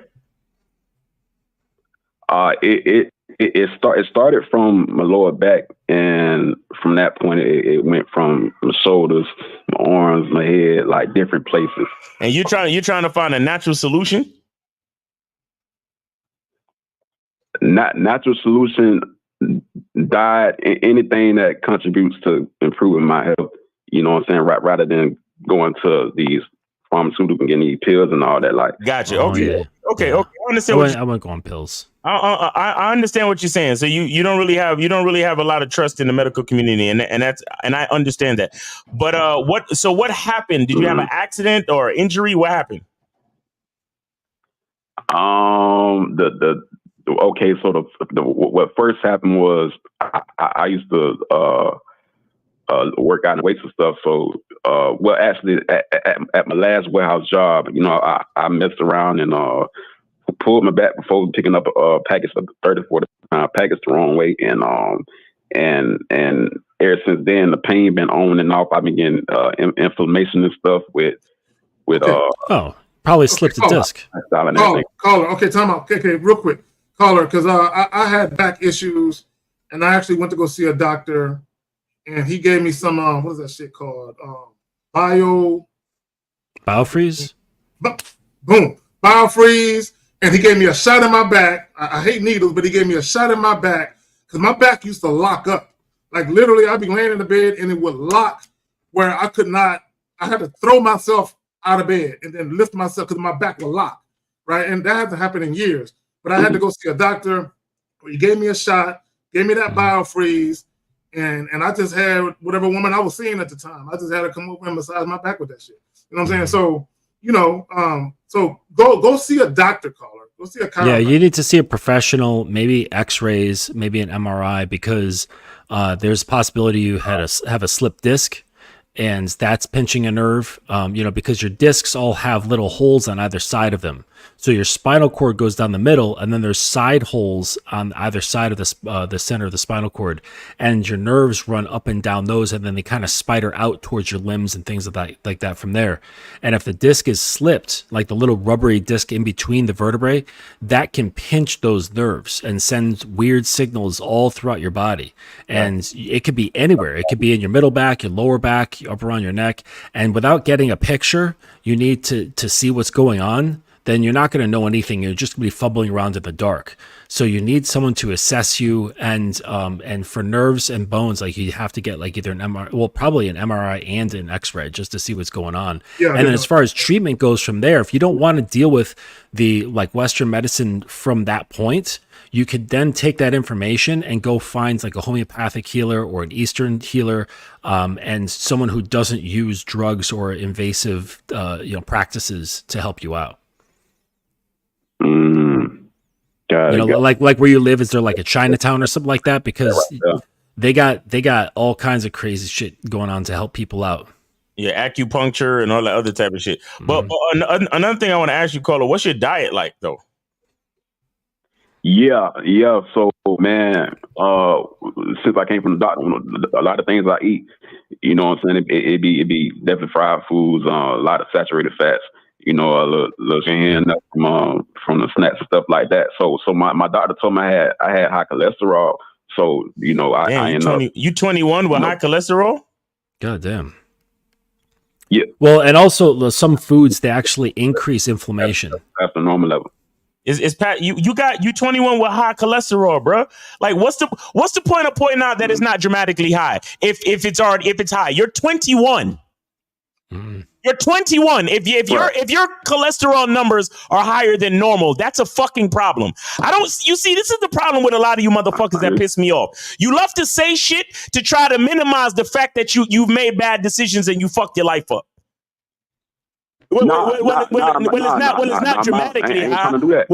not dramatically high, but it's higher than normal. Well, here it is, caller. Here it is, caller. Do we have a problem? Yes or no? Right. Yeah. That's okay. No. I need to say this, bro, because the same mentality that's going to cause you to try to point out the fact that, well, my cholesterol numbers are not dramatically high, but it's just a little bit higher than normal. That same mentality is the same fucking mentality that will bring you to lift the box the wrong fucking way because you're not taking it seriously enough. That's true. Yes. So I need you to deal with, do we have a problem or do we not? Not, well, I have a problem, but it's not that bad because it's not that dramatically high. Stop the bullshit. Stop lying to yourself. Either we have a problem or we fucking don't. That's it. So caller, so caller, how you do one thing is how you do everything. So to Miles's point, not only are you not taking care of yourself when you were at work, but even your diet. Okay. And now that it's manifested itself into a back problem, you're not taking care of that. So do you see how everything is interconnected? Your diet, how you lift the boxes at work, and now that you have this issue with your back, you're not even going to see nobody about it. How you do one thing is how you do everything. Exactly. Bro, when it comes, you don't. But I got to coin what Steve says, bro. Why do you hate yourself? Yeah, and shout out to Steve who was in the chat earlier. Yeah.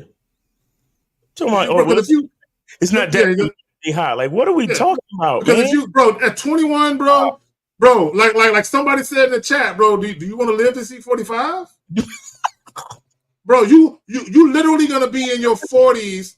Right. You know what I'm saying? Walking like an old man. I just saw an old man in his 70s walking slow as fuck, hunched back over with a walker with tennis balls on.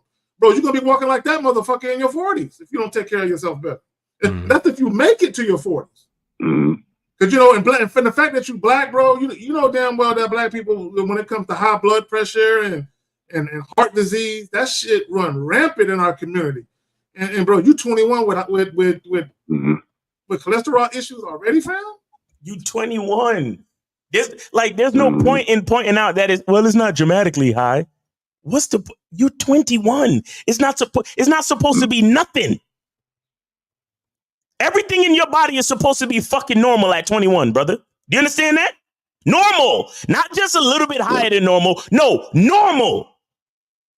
So the fact that the doctor told you that your numbers are high, bro, whether it's not dramatically high or significantly high, the fact is there is a problem. So I'm telling you, think about it as such, because the pinched nerve that you got, the issues that you got, because a lot of the stuff with the pinched nerve, coupled with inflammation, that's what causes your pain. That's why I asked you about your diet. So now you got to start looking at eating different. You got to start looking at drinking more water. You got to start looking at getting more rest. You got to start looking at lowering your stress. There's a lot of different things that you have to do to make sure that this shit doesn't get worse. You understand? Because the average person gets sciatica issues. The average person. And sciatica not supposed to really come in till like 40 or maybe 50. You're 21, bro. Like, if you don't think it's serious now, then when are you gonna take it seriously? When are you gonna stop making excuses talking about, well, it ain't significantly high. It's just, the fuck are we talking about, bro? This is the same mentality that make y'all same dudes. Well, I didn't know, so I nutted inside of her. I didn't know it would be like this when she had the kid. Damn, yo, what's the problem? It's not a big deal, Miles. I didn't know it was such a big deal to take her out to dinner on the first date. Damn, Miles, what's the problem? I didn't know it was such a big deal. And then y'all same motherfuckers, when the bitch is disrespecting you, when the bitch is fucking throwing bricks through your car window, when the bitch is dragging you in social media and ruining your fucking life, them same little, not so significantly high things become a big fucking deal because you never took it seriously in the first place. This is why I yell at y'all niggas. This is why you look at me like I'm crazy and stupid. But little things, little problems become big problems. Mm-hmm. Caller, bro, take care of yourself, bro. Take it, because nobody's gonna make you eat right. Nobody's gonna cart you to the doctor. If you don't give a fuck about your health and all of that, nobody else will, fam. Mm-hmm. But first and foremost, you need to get yourself assessed by a professional. Your facts. You definitely need to do that. Mm-hmm. Because that will give you the game plan of how to move forward. So appreciate that. Now, I just want to say I definitely got that lined up. I done made an appointment and all to ask to see a specialist and all that. You haven't. No, you haven't. Nigga. Right. Nah, he did. He probably did. But caller, keep in mind though, if you say you don't want to get on pills, then try not to get on pills. But this is why I asked you about your diet, bro. You understand? Because the food that you intake is also your medicine. And the food that you intake can also be your poison. Do you understand? That's facts. So if you refuse, look, let's be clear. The majority of the reason why so much of America is on so much medication is because they refuse to change their diet. Mm-hmm. That is a big part of why the pharmaceutical industry works so well. Why the FDA approves all of these unhealthy foods. Almost everything in the middle of the grocery store is unhealthy. Everything. The only healthy parts of the grocery store is the water, is the water aisle, the produce, and the fish and the meat side, and maybe some of the dairy. Maybe if you need more calcium and certain other things. But majority of the shit that's in the supermarket is approved by the FDA, but it's exactly the shit that's gonna kill you. You understand? So you got to get your diet right, bro. You got to get more vegetables up in there. You got to cook at home some more. You got to reduce, too much oils and too much salt. And like Mr. Justin was saying earlier, pull the sugar, cancel out the sugar. No sugar at all. There's things that you could do right now that will reduce the inflammation, that will help you. Go ahead, Kay. No, let me say this real quick. And also get some raw vegetables. Like I bought some fucking stacks of fucking raw asparagus, and I just saute that shit, right? But even the oils you use to do it, the different types of butters you use, that shit could be unhealthy and using excess. But caller, And Caleb said if you have to take meds, it might interfere with your sexual performance. I actually know people personally who had situations where they had to take pain medication and they couldn't get hard. So in addition to the pain, they either had to stop taking the pain medication or they were taking that in conjunction with Cialis or Viagra or some shit. And you shouldn't be in your 30s, you know what I'm saying? You know, taking old man you know what I'm saying, taking old man, precautions to get your dick hard, right? Right. So all this shit is connected. If you don't take care of yourself, it's a domino effect. It impacts other areas of your life, bro. Yep.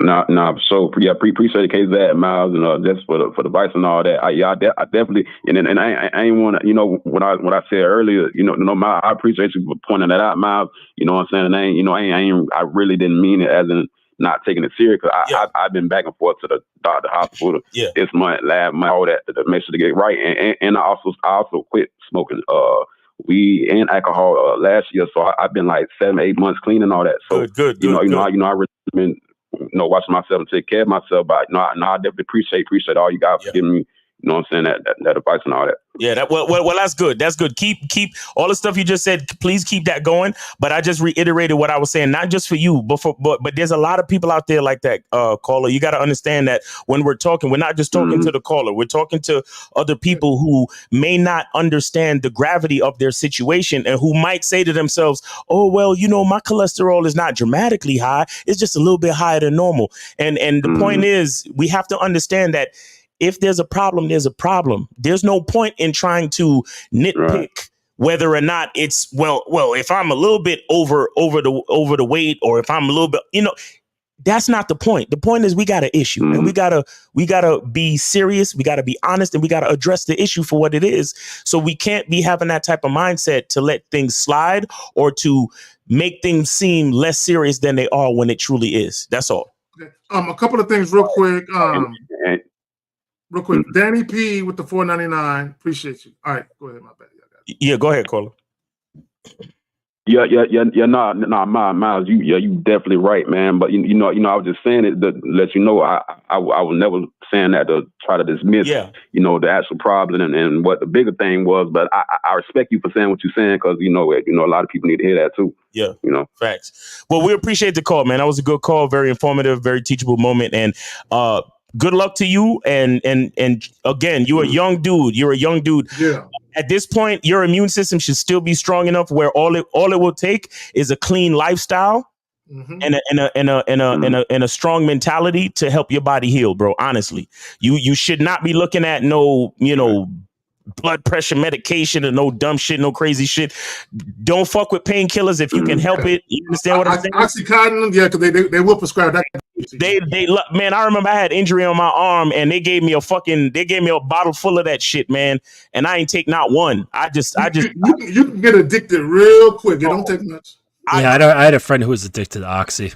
See, I gritted and bared the pain for as long as the pain lasted. And honestly, like I said, it was surgery on my arm, and I had pain for maybe 3 days, bro. And it wasn't even that bad. So, you just gotta, grit and bear it and do your best to stay off that crazy medication, bro.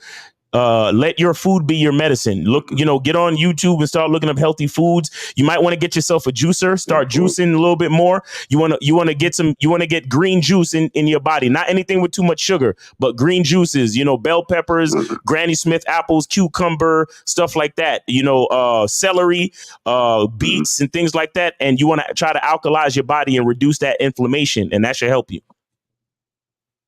No, okay, definitely, man. I appreciate that. Yeah, I'm definitely. We give a fuck. Obviously, we talking to you about this. We care, but if you don't care, then why should we, bro? Facts. But yeah, Cole, we appreciate you, man. Good luck to you, all right, bro. Yeah, good luck, DJ. Appreciate y'all. Peace, man. All right, so we got Brian with the $20 super chat. He said, "Show my appreciation, fellas, for all the wisdom." Yes, sir. Yes, sir. All right, guys, call in 919-647-9392. Call in 919-647-9392. Probably going to be here for another maybe 15, 20 minutes. So make sure y'all call in. Okay, we're going to answer this question real quick. Well, I'll answer. Y'all can choose to answer it. Okay, so Showtime Miles. Okay, bro. Miles and L been telling y'all for a long time, bro. You know what I'm saying? I know they talk about 25 a day, which includes dating apps. Guys, when you get to a point where attracting women is not a problem, then trust and believe you just approaching women here and there will be good enough for you. But a lot of you guys, the main reason why you need to approach women is because you need to get to a point where things become second nature to you, where it's muscle memory. So a lot of you guys who have a fear of rejection, you have approach anxiety, you always feel like I don't know what to say. You need to get to a point where approaching women and talking to women is like conversating with the old man at the mailbox. It's nothing for you to have a conversation with women. This is why they tell you to approach these women, right? But also, again, on the dating apps, okay, you should be interacting with multiple women on a regular basis. Right. And scheduling situations where you guys are meeting up, grabbing a drink, or whatever type of date you want to do within reason. You guys, you young guys, I never understand this. You motherfuckers in your 20s, especially you guys that ain't got no kids, bro, y'all should be meeting up with multiple women a week.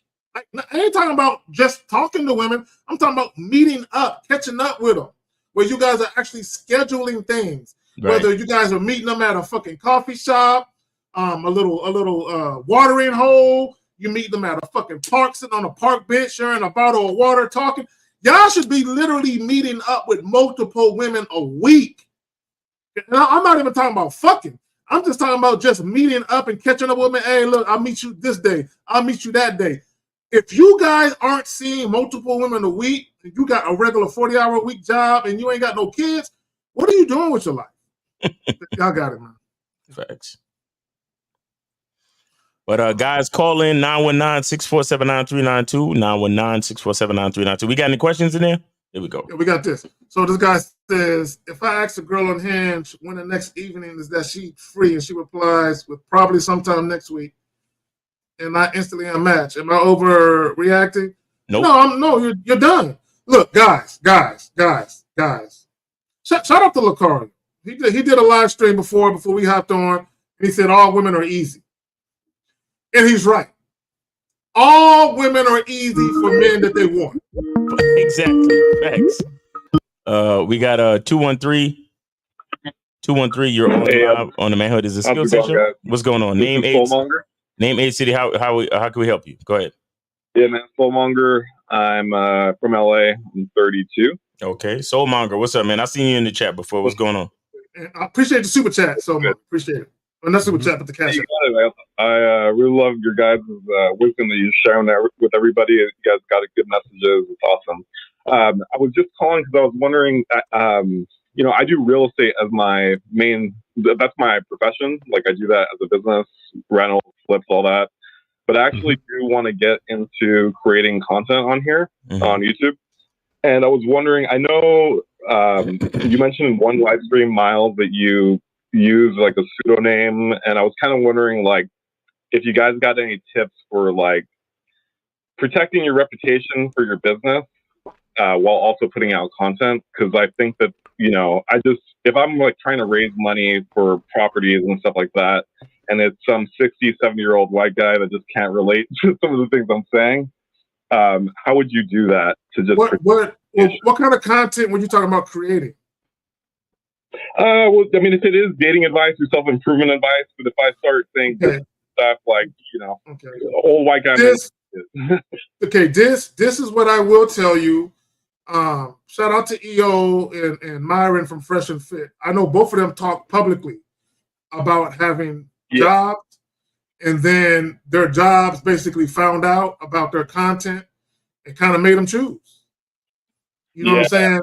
So my thing is, you just understand that when you put out certain things and you're talking about certain topics, that there are going to be people, if you work for somebody, who might have a problem with your commentary, right? So either be prepared to quit or be prepared to kind of curtail what you talk about.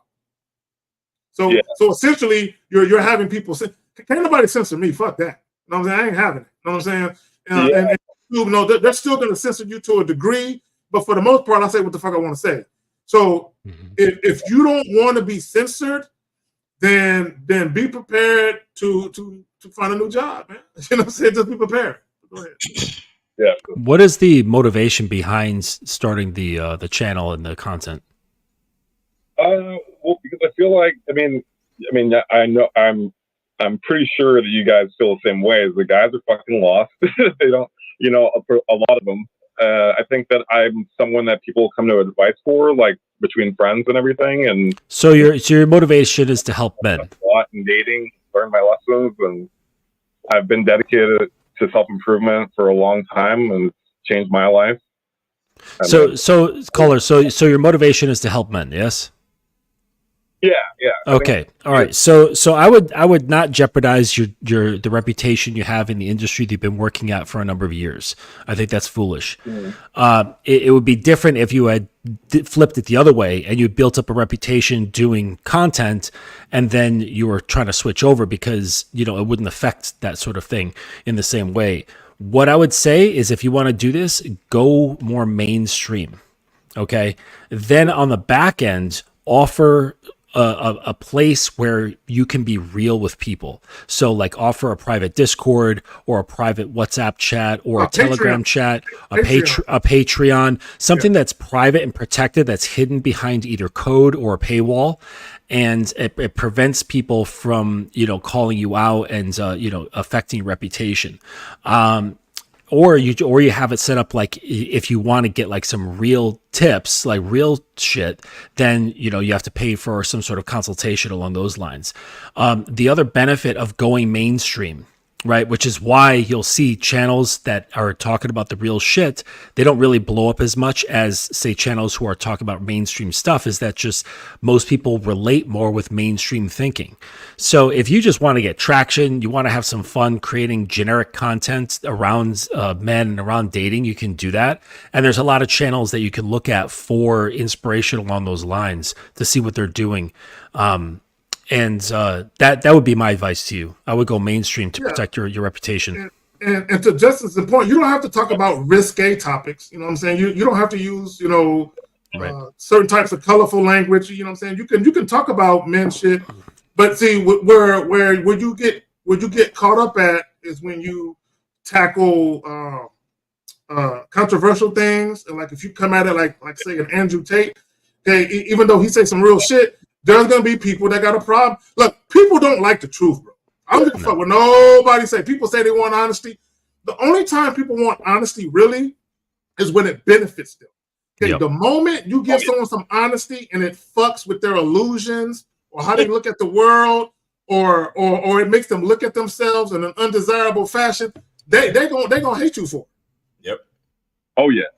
People want to shoot the messenger and they hate that information unless it's like they're desperate for change, and most people aren't. So, it just has to be the right timing. But no, I love the advice you guys are giving, and I think it makes total sense. I was actually, with Miles, you yourself, from what I understand, you have a photography business. Has what you ever posted ever come up, like, or is it totally? There's no that never came up with clients or anything. I've never because I got two brands. I got my photography brand, I got my Miles Cunningham brand, and I've never had any cross pollination or cross marketing issues. Never had it. Oh, but okay. And a lot, and every once in a while I'll have somebody come on my Miles Cunningham live and call me by my other brand name or my normal government name, and I shut that shit down immediately. I don't because it's not like I'm trying to hide anything. It's easily Googleable if you look me up or get at me on Facebook or some shit. I'm not trying to hide anything, but you just want to keep things separated. I need to keep things separate, and I'm a business. I am a business. You understand? I am a business. Like everything you see in this camera, my fucking tax guy gets the receipt for it. You understand? Those candles back there and the shirt that I'm wearing and these sunglasses and all the equipment that I use to do what I do. My life is a business. You understand? So I don't allow for people to come on my live calling me by my government name. I don't allow that shit. You understand? And if I'm doing if you see me on a photography job, you can't come through and call me Miles Cunningham either. You see what I'm saying? So you have to be disciplined, and you got to learn how to keep shit separate. Keep your brands different. And again, not to say that you're trying to hide anything, but there needs to be a separation of branding. Mm-hmm. You also don't have to get on camera. There's plenty of channels out there that have, either just infographics or just anything on the screen but your face, and you can have your voice live. There's tons of channels that do well with that sort of thing. So don't always think that you have to show your face. And I also have two businesses. So I have my coaching business, and I've been a professional illustrator for over 20 years now. So and I don't change my name, but I just keep things separated. I don't link my Instagrams. I never share my coaching work with my clients that I work with in illustration, and vice versa. It never crosses over. Even if I have say an illustration client who say maybe is going through a problem in their marriage, I'm not going to it because I don't want to cross pollinate and I don't want to infect things. I want to keep them completely separate. Like caller, you got to be diligent. Like I'll give you an example of what they're talking about when it comes to keeping things separate. Like I have 3 but I have 3 Facebook profiles. Okay, I have the Manhood is a Skill Set Show, and then I have Kerry K. Zaggin. All of those are just linked to what I do here on YouTube. Then I have another one with my government name. I don't mention anything about what I do on YouTube on that one. That's just family shit. You know what I'm saying? I post pictures of my kids, videos, and shit like that. So you got to learn how to keep shit separate. So to what Justin is saying, yeah, you can start a YouTube channel. You don't got to use your government name. Right, you can use a pseudonym or whatever. Right, you don't gotta have your face all on the motherfucking camera or whatever. And then you can do content. You can do live joints. You can do pre-recorded joints. You can do straight up audio, where you do audio clips and you upload it, but maybe you have images or animation or something. Yeah. There's a lot of shit you can do to keep your face off the joint. Right. Mm-hmm. I would recommend that if you feel any type of way about it, don't share this with your constituents, with any of your coworkers. Don't tell them about what you're doing if you feel like it's an issue. Yeah, man, I appreciate all your guys' advice here. I think it's great, and I'm gonna take it. I've written down notes, and I agree too with that mainstream thing is huge. Like, talking about how to build a rotation is not going to be something that everybody was going to want to hear about. Versus like if people want commentary or something on like the whole Diddy situation, like people know about that. Right. More entertainment. Well, yeah, and caller, you got to have a plan. What is your target audience? Are you going to be a one-stop shop where you talk about any and everything, or are you going to have content that's geared to something specific? Right. So you gotta think about what's known as your avatar. So like, what is your ideal listener? And who are they? What are their demographics? What's their lifestyle like? What's their age group? And then that will kind of, if you could flesh out this character with as much detail as possible, your ideal listener, that will give you an idea of how to angle, what you're going to be producing. Exactly. There you go. There you have it. Awesome. Thank you, guys. I don't want to take your time up any longer. All right. All right. Good luck. Good luck to you, bro. All right. All right. Have a good one. Appreciate the call. All right, guys. Let me see. We got about less than 5 minutes left, guys. If y'all want to call in, I'll leave it open for one more call. 919-647-9392. 919-647-9392. Shout out to Rickster with the $10 super chat. He says, just stop in, showing everyone love, and I appreciate the wisdom from y'all. Have a blessed day and be safe. Yep. Okay. Okay. So let's get to this real quick. Okay. So again, I just want to touch on this real quick. Guys, here's the thing, and I'm gonna say this. This is just me. This is just my personal opinion. If a woman is not sexually attracted to me, where it's evident, I'm not fucking with her. Period. It don't mean that we gotta fuck that day, but I'm not fucking with her. Right? Period. I'm just not. Okay. I don't have the time, the patience, or the tolerance to try and convince a woman to fuck with me. Okay, either she's with it or she's not. And if she's not, no hard feelings. I'm not mad or nothing like that. She can go over there. I'm going to go over here. So when you talk about when you asking women when are they, number one, I don't ask women when they're free personally. I just tell them when I'm free and what I got planned, and they can tell me if they with it or not. And if they're not free, then they can say, well, you know, Carrie, I'm actually not free at Friday 9, but what about 10, 15? Okay, then we can negotiate. Let me just say this about negotiation. That's the only time you should be really negotiating with women when you first meet them. It's just negotiating a time and day that's actually convenient for the both of you. Because if it's not convenient for her, then you ain't gonna see each other. So it got to be convenient for her too. But that's the only time you should really be negotiating with a woman. Other than that, you need to be running everything else. Y'all got it. Yep. Yeah, I agree. I mean, simply put, it probably sometime next week is a nice way of saying that she's just not that into you. It really is, because girls, you got to understand, girls are very sensitive to hurting feelings, and it's because of their own interactions with other women. The women communicate between the lines as well as the lines themselves. So they become super sensitive to the languages and things that are spoken that you don't exactly hear. And part of that has to do with feelings. So they get very much attuned to how other people are feeling within the context of conversation. And oftentimes they don't like to just put it out there and be like, nah, bro, I'm not that attracted to you. You should just go try somebody else. It's very, very rare that a woman's going to say that to you. I would say almost 100%. All right, that it's not going to happen. So what they do is they say things and hope that you just take the hint. Right. Okay. Right. So I look at it this way: if it's not a hell yes, it might as well be a no. Thank you. Right. Say that shit again, please. If it's not a hell yes, it might as well be a no. Facts. That's it. Right. So don't worry about when a woman wants to see you. Just real quick, because if you don't have that and you've got these like lukewarm responses, most guys who aren't that experienced, they tend to overthink. So they're going to dive deeper into trying to sit there with a pair of fucking toothpicks, trying to parse apart all the little things that she said, trying to figure out what it means. Right. And it's like, dude, she didn't say fuck yeah, let's go. That's Right. all you need to know.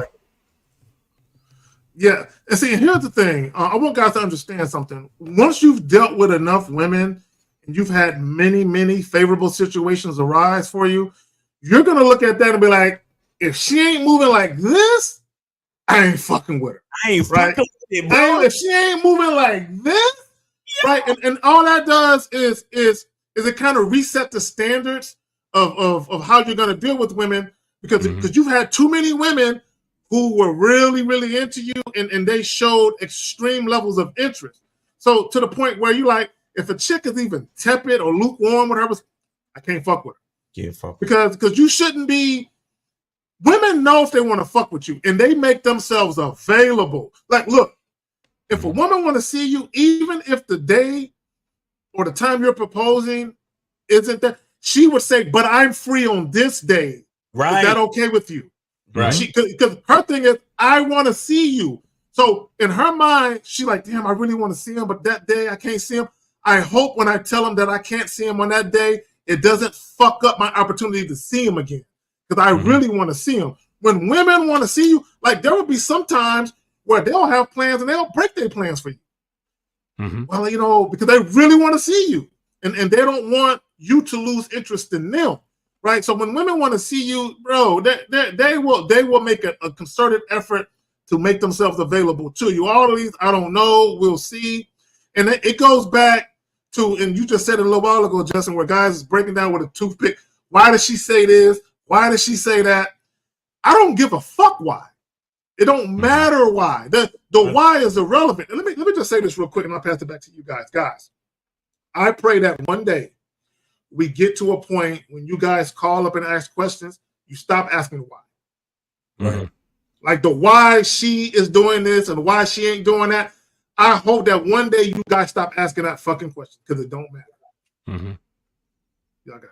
Yeah, that's facts. Real talk. All right.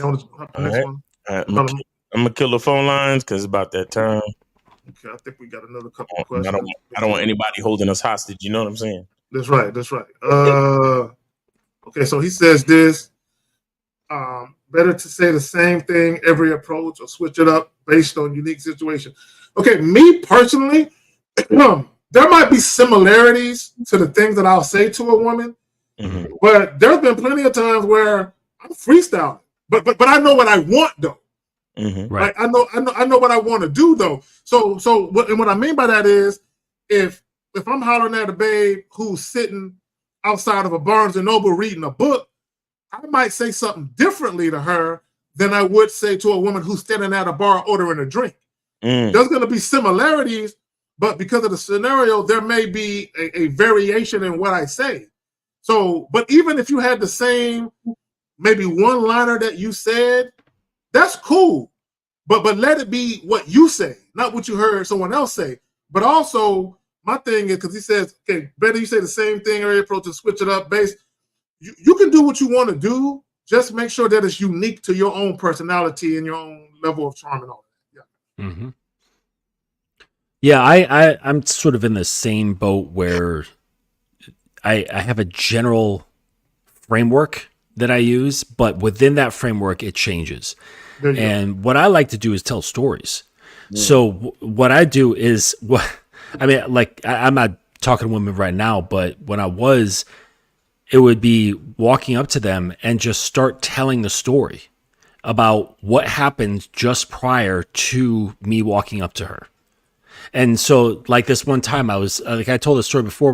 I was helping out a friend do some construction in his office in Manhattan. He just needs some light construction work done. So I went in there, helped him out with his stuff, and I had my tools with me. I was coming home, and I walked down the stairs, and there's this beautiful girl just standing there, and we locked eyes for that 1 second, and I felt it and immediately reacted and just walked a little bit slower, just to over dramatize the situation because I'm just that way.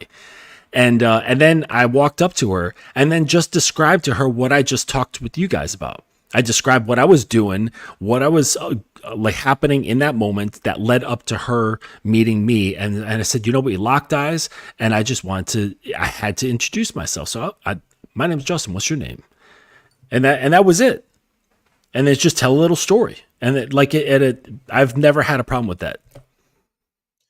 Yo, and that sometimes that'd be the easiest shit. That'd be the easiest shit because you could easily just be like, yeah. So I got this thing, where every Friday night, I go out and I meet new people. Yeah. So I was getting dressed tonight and I put on my shirt and I was like, yo, that's a good looking shirt. And I had to make a choice as to which cologne that I was going to wear. And I ended up wearing this cologne and da-da-da-da. And then I finally made it to the bar and finally I see the most beautiful woman I've ever seen in my life. What's your name?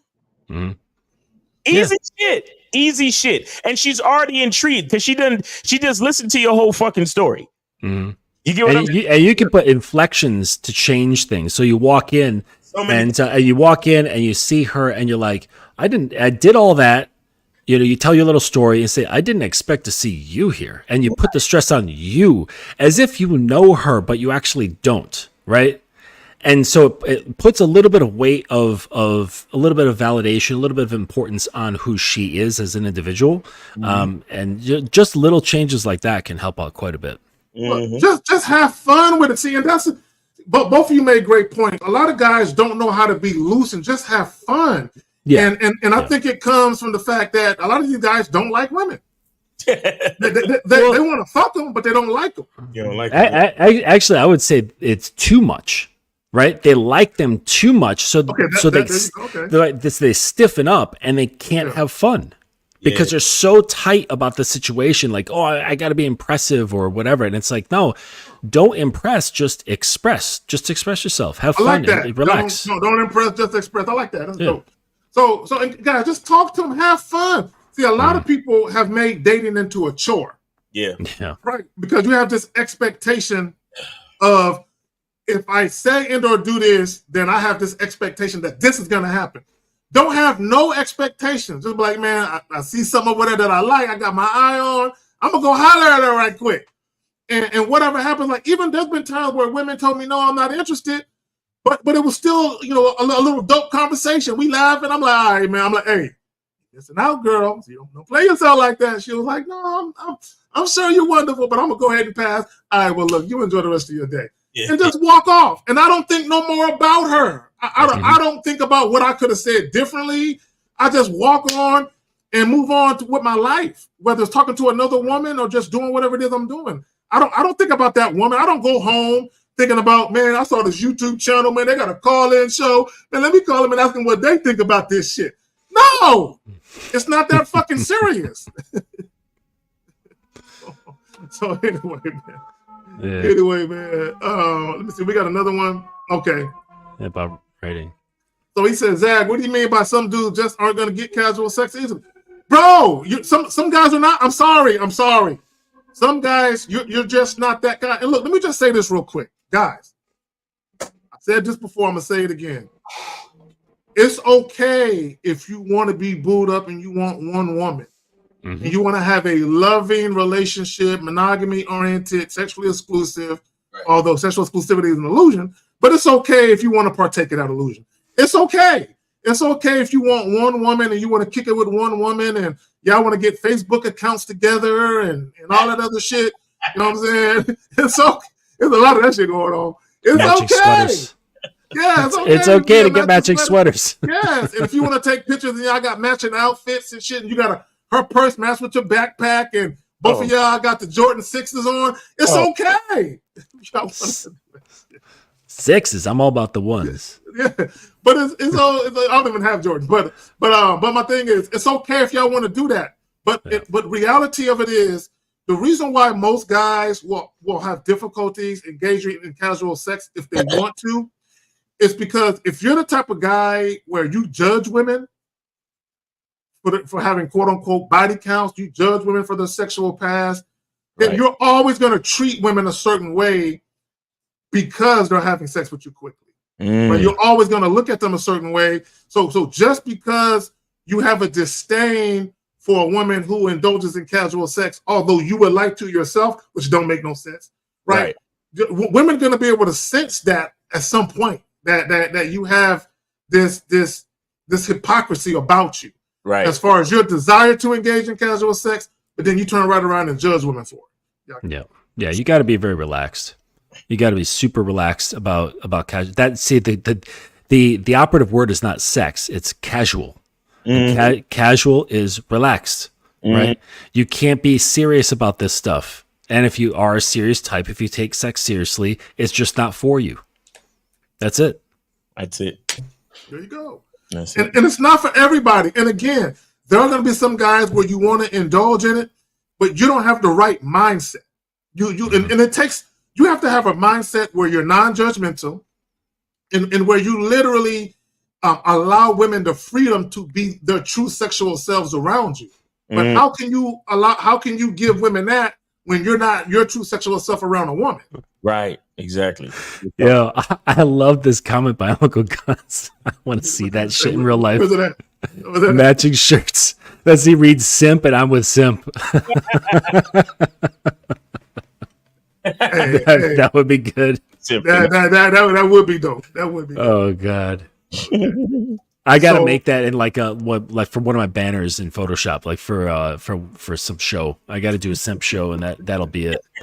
There you go, and put, because if you can always Google and you can find a couple standing together with blank shirts and just put that. Shit on there. Yep, exactly. And use that shit as a thumbnail. So he says, Kalani says, what are your thoughts on getting more present and having more fun with situations? See, and and it goes back to what I alluded to earlier. Guys who obsess about a woman's body count or sexual past, they can never enjoy the moment with women. Right. Because they're always focused on what she may or may not have done in the past before they even knew her, which is even worse. Right? But you can't even enjoy yourself in the present moment because you're always worried about some shit that ain't got nothing to do with you. And that's the thing with women. Just enjoy yourself. Look, if she is behaving in a way that you like, if she's conducting herself in a way that appeases you, why can't that be good enough? Mm-hmm. Well, why you got to be worried about some other shit? Right. Yeah, just simply just get out of your head. Like that's the most easy way to be present is to not think so much. Yeah. Facts. There you go. That pretty much clear that up. Right, well, easier said than done for many guys though. Right. He had another question. Oh, go ahead, Justin. You were saying something? No. Go ahead. So he says, how can I stop becoming outcome dependent on people, bad attitudes and all? But you need to call in. It's too late now, though. Like I would say something, and they would ignore me. Bro, I don't give a fuck about people ignoring me, bro. I don't give a damn. Like y'all care too much about what people think. Look, let me tell y'all something. Okay, in this life, your life, guys, women too, your life will be a revolving door for people. Both sexes, right? Your life will literally be a revolving door. People are gonna come in and out, whether it's 5 minutes, 5 months, or 5 years. I'm saying, get used to that shit.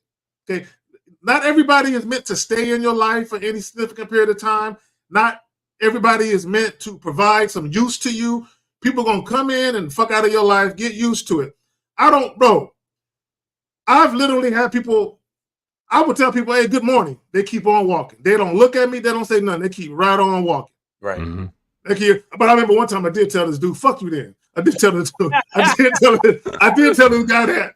I did tell this guy. You know what it was? I'm gonna say what it really was, right? Because when I was working for corporate America, there wasn't too many black dudes that work where I work. Yeah. So I'm like, how this nigga gonna? It ain't too many of us. He gonna ignore me and shit. So when I said good morning, bro, he just kept on walking. I said, "Fuck you, then." And he turned around. I'm like, oh, now you want to say something, motherfucker?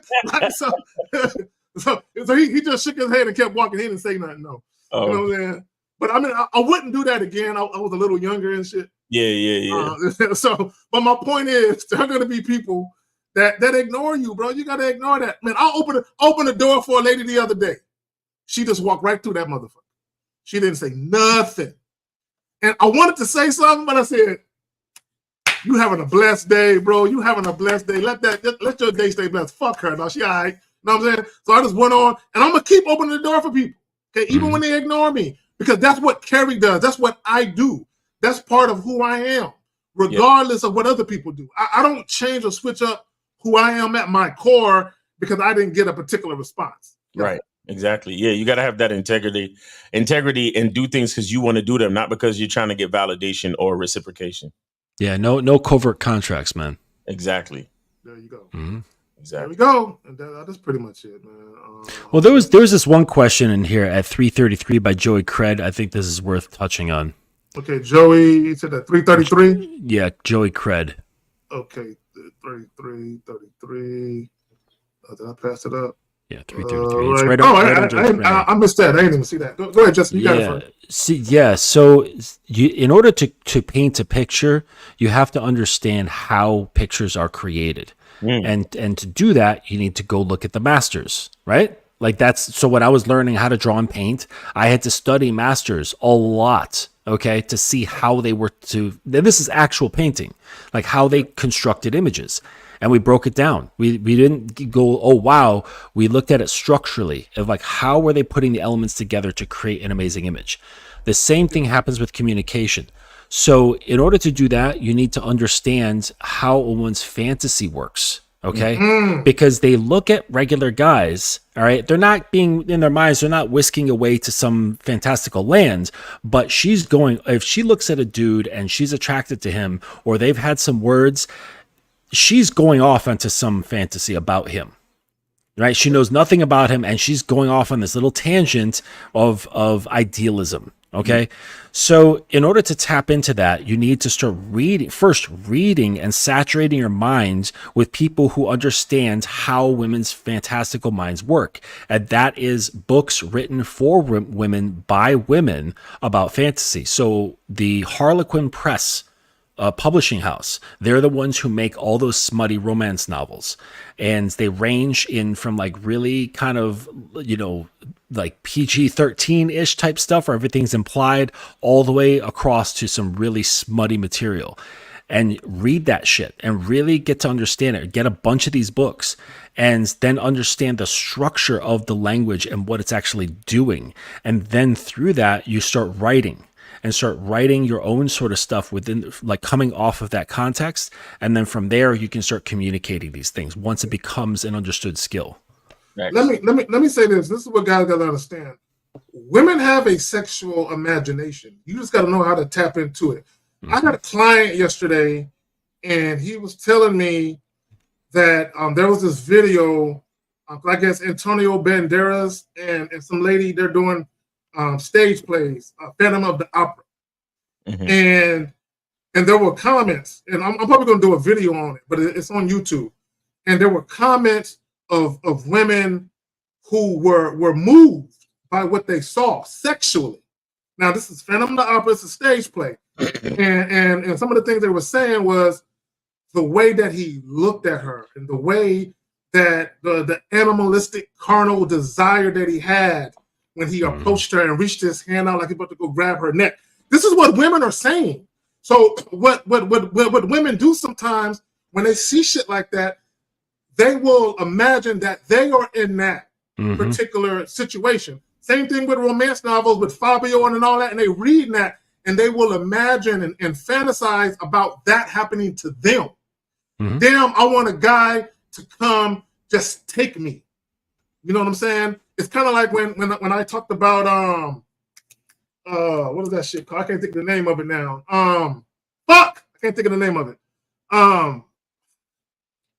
Fuck.